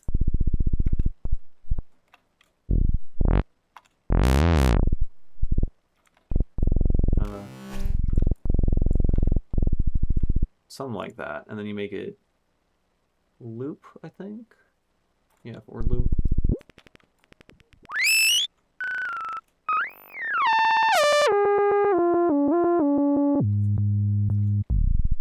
Anyways, then you can map this oscillator. How do you do this again? Where the fuck is the mapping thing? Don't you just like click there? I don't know. You can map the oscillator to LFO points. So we can map this. LFO 1U, modulate Y, LFO bus 1 from oscillator A. Right? And so now this point is just going to start tweaking. Right? We love that. let's set this LFO to stop moving. So it's just stuck there.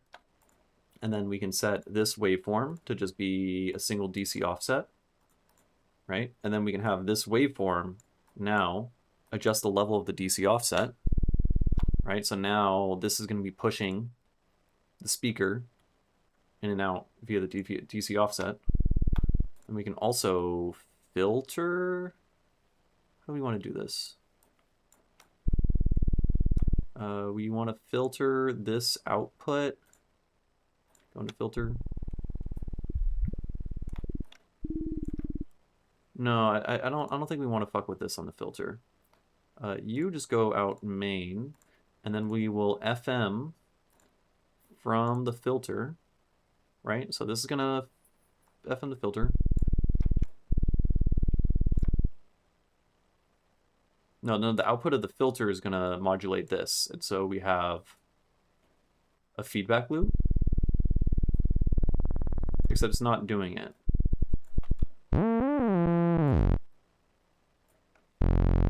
Filter FM, you're being filtered, right? Are you not? It doesn't fucking sound like it.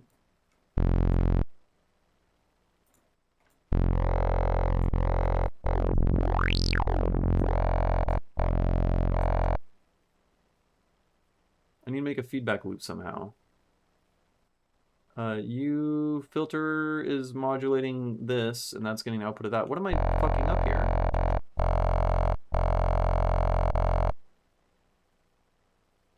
What am I doing wrong?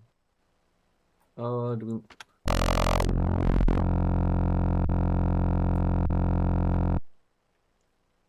I don't know what I'm doing wrong here. I'm too tired. I shouldn't have done this. I should have just gone to bed. Alright. We're restarting, folks. I'm sorry. I know.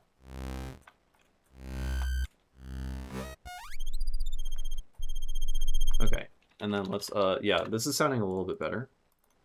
I think I, like, resampled from, like, too high or too low of a wave.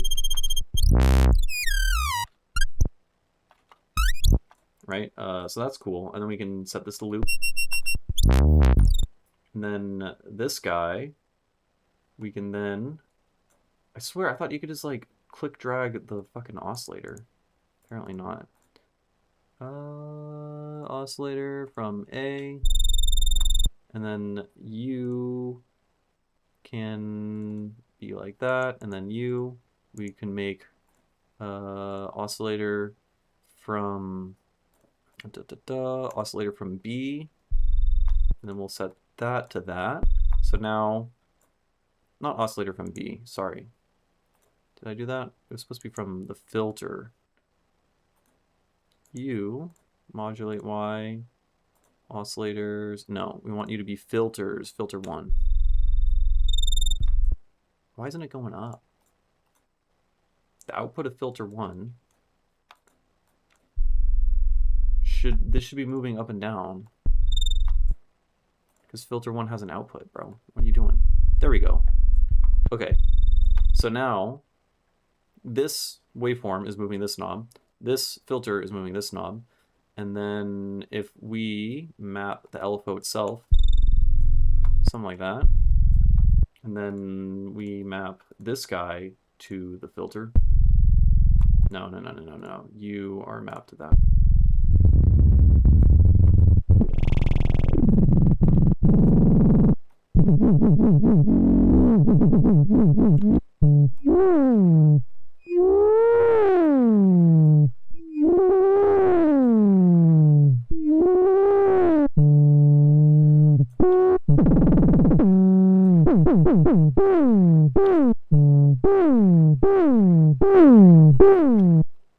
Okay, so like that's one thing, and then let's make this formant.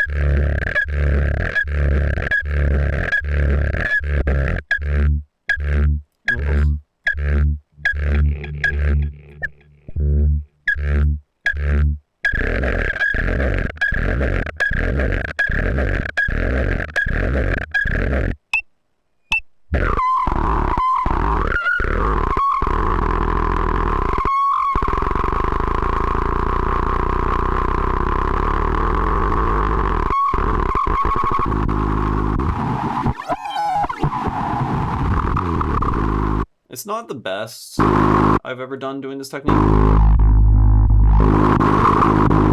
but you can get some like physically modeled animal sounds by creating feedback loops using whatever, mapping oscillators to different stuff, and then you can make here, like, wait, let's make you alpha 1. Yeah.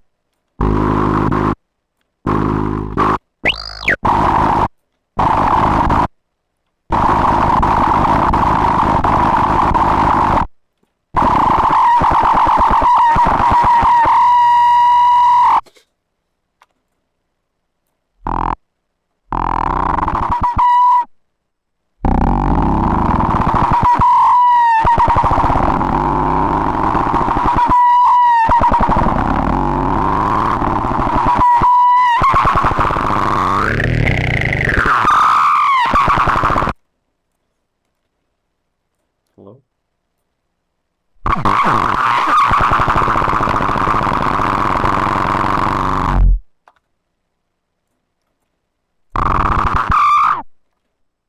Anyways, I don't know. It takes a lot of tweaking. You can get some like crazy sounds. What were some... Yeah, we made these the other day. I just want to show them off.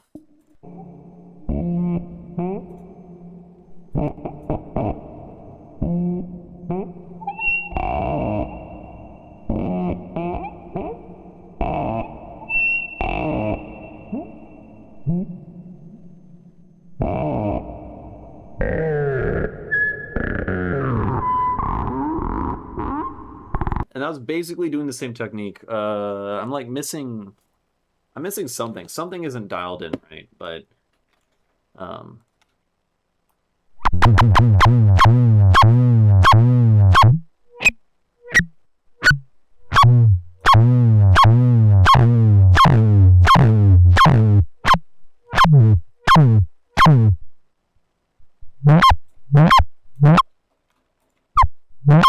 you understand it correctly, you just use oscillator A as a modulator? Yes. So use oscillator A as a modulator. In particular, really you could just do feedback by having oscillator A like control or like you're FMing from the filter, and the filter my brain is cooked, man. I don't know, I've done this a few times. Basically, you just want the FM to be coming from the filter, so the output of your oscillator goes through the filter, and then that output controls what your oscillator is, which then controls that, and then you get a feedback loop, and so then you can get like chaotic shit.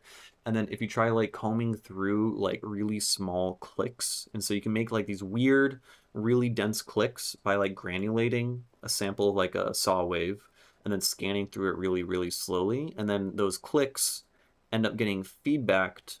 And then if you like filter it with like a formant filter or whatever, you're getting feedback within a formant filter, which like kind of emulates how like a chaotic system, like the throat of a human or an animal when they're screaming, can create like unstable, noisy like feedback, because like the throat cavity will be like swelling and like reacting with the sound waves in chaotic ways. I'm not articulating it great, but the idea is feedback works like that. And so simply you just have to like feedback from, do like filter FM from the same filter that is controlling this. But you can get really cool results and more interesting stuff if you use an oscillator to control LFO points. And then you can start doing weird math with the LFO. So you can like apply smoothing. Right, so I applied smoothing to the LFO movement itself, which effectively is a low-pass filter. If you smooth out a waveform, it's a low-pass filter. And then that will change this. So now you have the feedback loop, but you can do weird math on the feedback loop inside the LFO. So like what I just tried doing is I have this oscillator is controlling this node of the LFO, the left point, and then this node is being controlled by, or this node is being controlled by the filter output. And so both outputs are slightly different, right? Sounds fucking weird. And so like then you can adjust the phase. We have the hertz set to 0, so this is not an LFO. It's not even an oscillator. It's really just like a map, right? And so if I adjust the phase, it's then going now it's favoring and going to be using the formant output. So again, you're doing like weird math and stuff.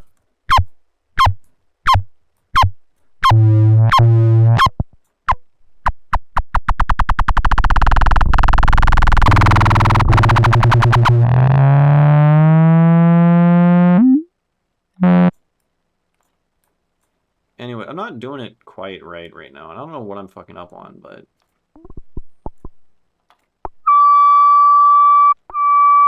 Okay.